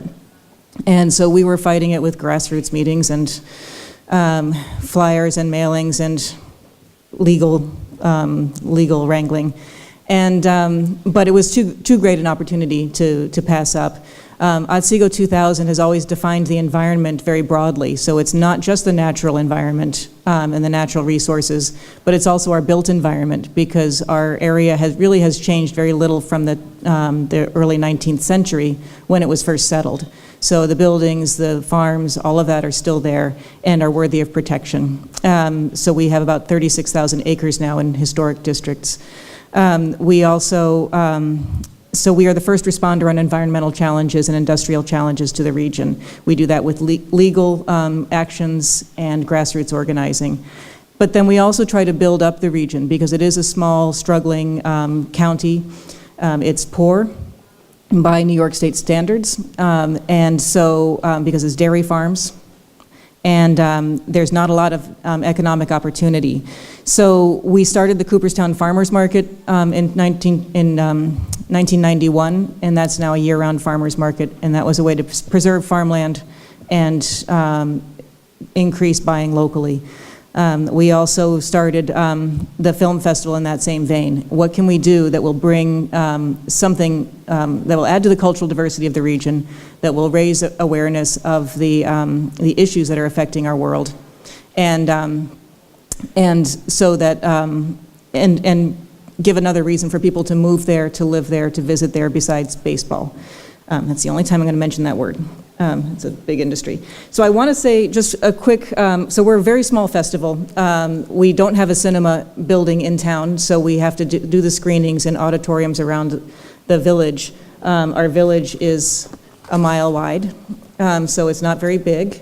Anybody can come and walk around it in a day. But we do the screenings, we can have a maximum of 100 to 150, now 190 people in each screening. So we have challenges, but we're not above them. I want to say glimmerglass is not a word that's used often in English, actually only in James Fenimore Cooper's novels. And let me just finish this. Can I just finish this? Because people keep asking me, what is a glimmerglass? And James Fenimore Cooper, who wrote The Last of the Mohicans, was born and raised in Cooperstown. And his novels are all centered on the landscape in Cooperstown. He changed the names in his novels, but the places are there. And so glimmerglass is his name for Lake Otsego. Otsego is the Indian word, or the Iroquois word, for meeting place. And the mountain at the far end of it, which is the lion, and I don't know where Mario went. There you are. You were right here before. Well, this is a poster I wanted to give you as a thank you. And if you unfurl it, you can see why we have the lion. Because the mountain at the other end of the lake is, James Fenimore Cooper called it the sleeping lion. And so our logo sort of reflects that. But it's, we are very tied to place. Place is so important to to our mission and to our, sorry Mario. And I'd just like to say that it's, if any of you want to come, you would be welcome with open arms. Our festival is November 8th to the 12th, and you can find all about Cooperstown and everything on our website. But we are very proud of going from 8 films to 31 films, 5 years.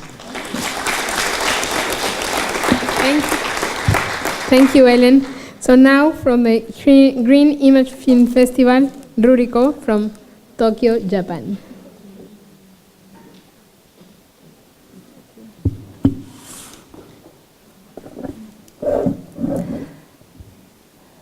Thank you for giving us this opportunity. Thank you, Mario, and the team of the CINEECO about this opportunities.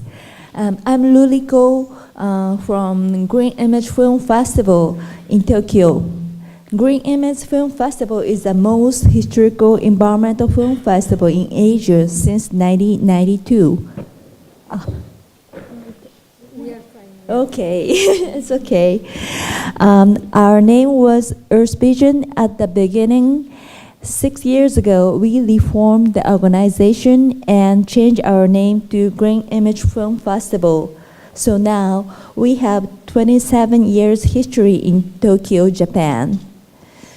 Having this opportunity to present our film festival, I would like to express our deepest gratitude to you for your support after the great earthquake on 2011. We got a lot of warm charities, aids, and message from all around the world. And they meant a lot to us, and they help a lot of people in Northeast Japan, including people in Fukushima. We also received the special present, beautiful paper crane from our colleague festival, Cinema Ambiente in Italy. We really appreciate very much for all of your solidarity and support. Thank you so much.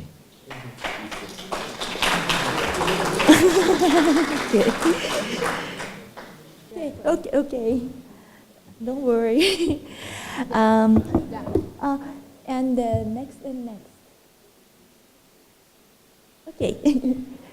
After the earthquake of March 11, 2011, yes, we do the screening of the film for children in the coastal area hit by tsunami disasters. You can see the film, and you can also see the crane from Cinema Ambiente. These film screenings for children in summer vacation become opportunity for the children to gather and play together outside the evacuation center. And those screenings also become opportunity for their parents who needed the time to clean the debris around their houses and rebuild their lives. Through this experience, we discover the possibility of green films, and we also recognize the importance of local communities. In our film festival, we introduced the new challenge in local communities, as well as good green films from the globe.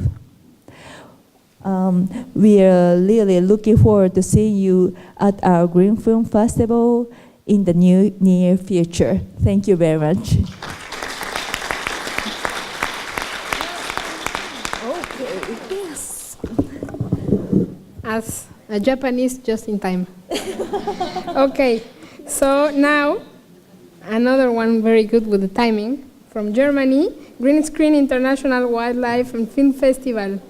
Please, Maike. Hi. Okay.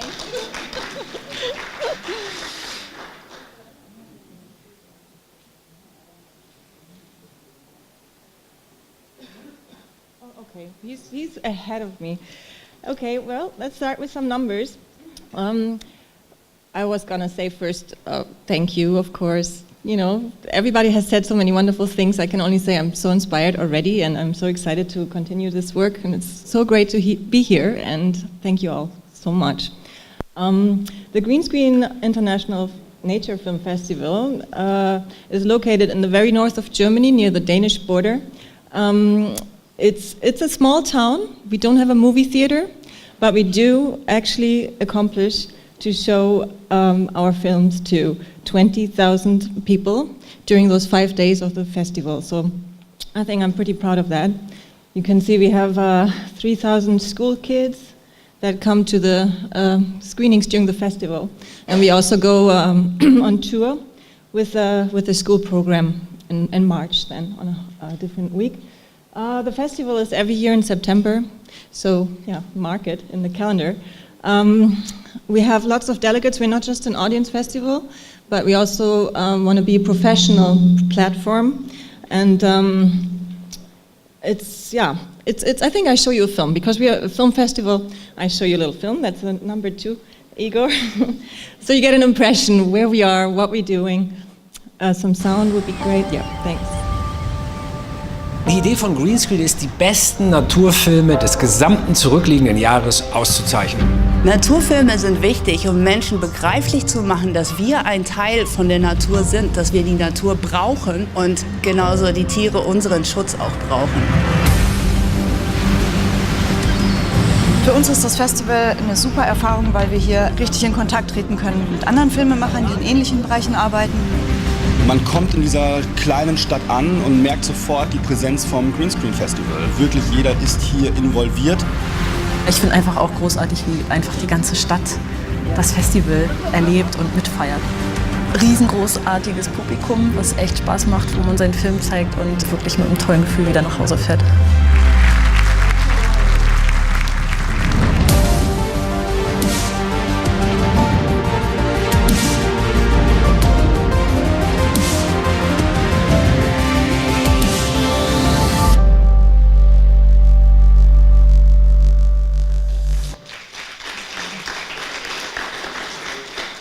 Thank you.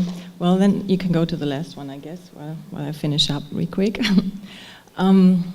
Yeah, you can see from the images of this video, that's the video from 2017, the 18th edition is just over. We come from the wildlife film, really, but obviously it's very pressing to move more and more towards environmental subjects, because you cannot just show pretty films and ignore that there is some serious issues out there.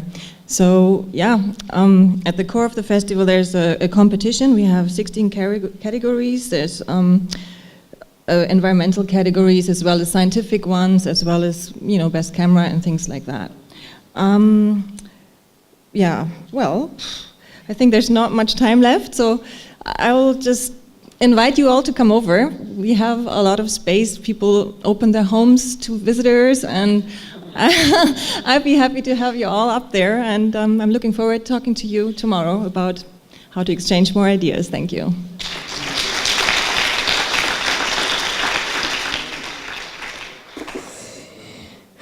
Thank you very much. And now, International Nature Film Festival, Godolo, Hungary, Anita.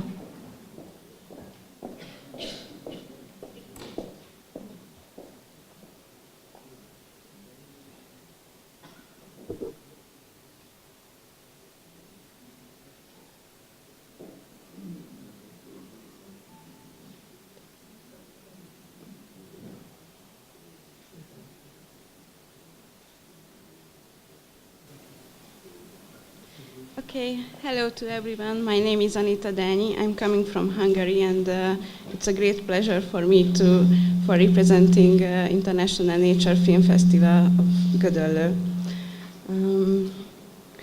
The festival is quite new. It was established in 2015 with a basic concept.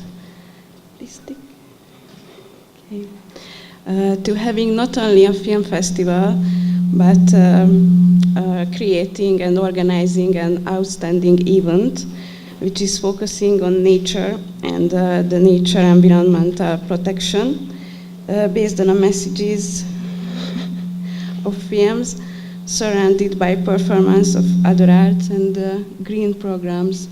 We have a special target audience because we are focusing to the young people and children and families as well, but there is no limitation, of course. The festival is used to be held during the last weekend of May. This is a 3 days festival, and Gödöllő, it's a very, very great, has a great location. It's very close to Budapest, and there is a great royal palaces with the huge parks, and so we have so many places to organize so many accompanying events. And with regards to the film section, we have two kind of category. We have the international competition category, and we have a Carpathian Basin section.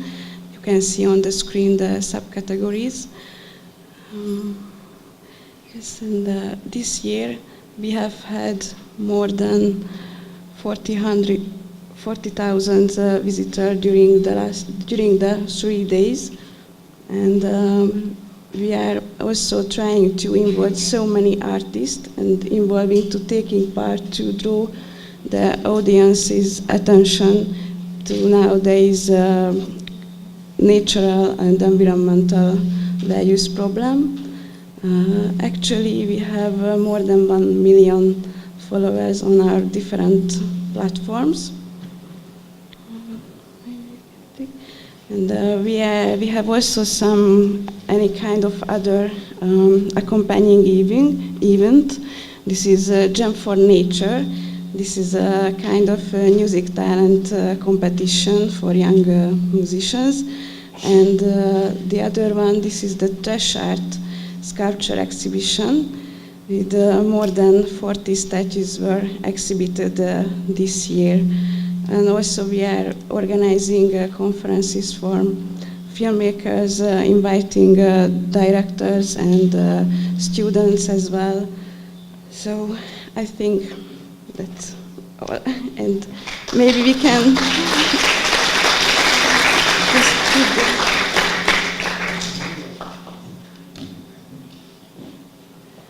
And just have a look. Well, sorry, Anita, we are running. So thank you very much for your kind attention and see you in Godel, hopefully. Now the last one, it's CINEECO, and he doesn't want to come to speak because we are in CINEECO, but I wanted to mention that Mario is the last festival.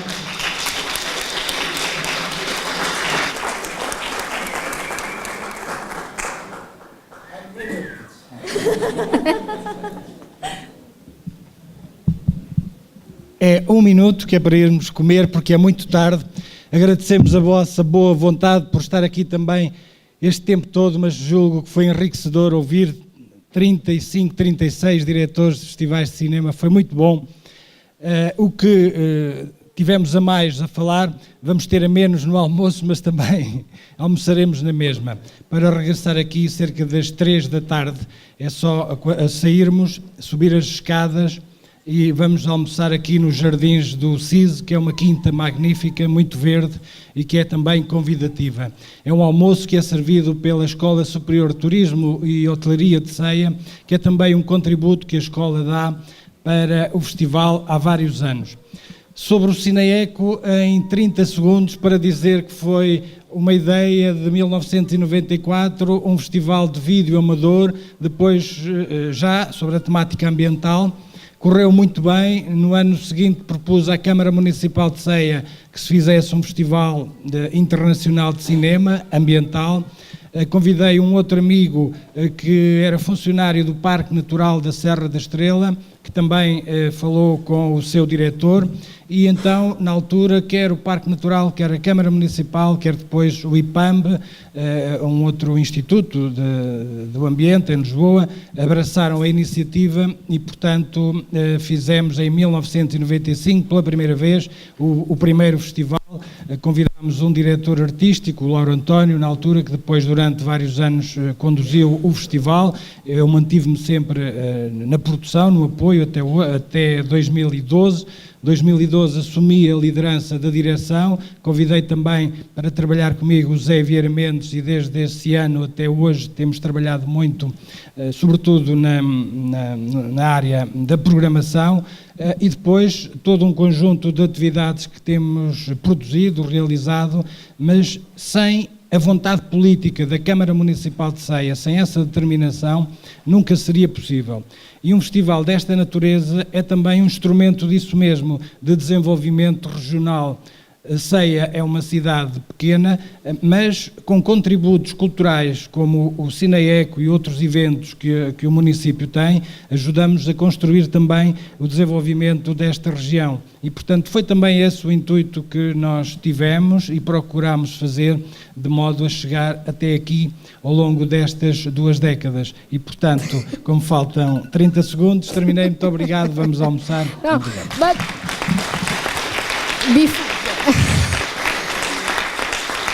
and the photo. Ah, no? Okay.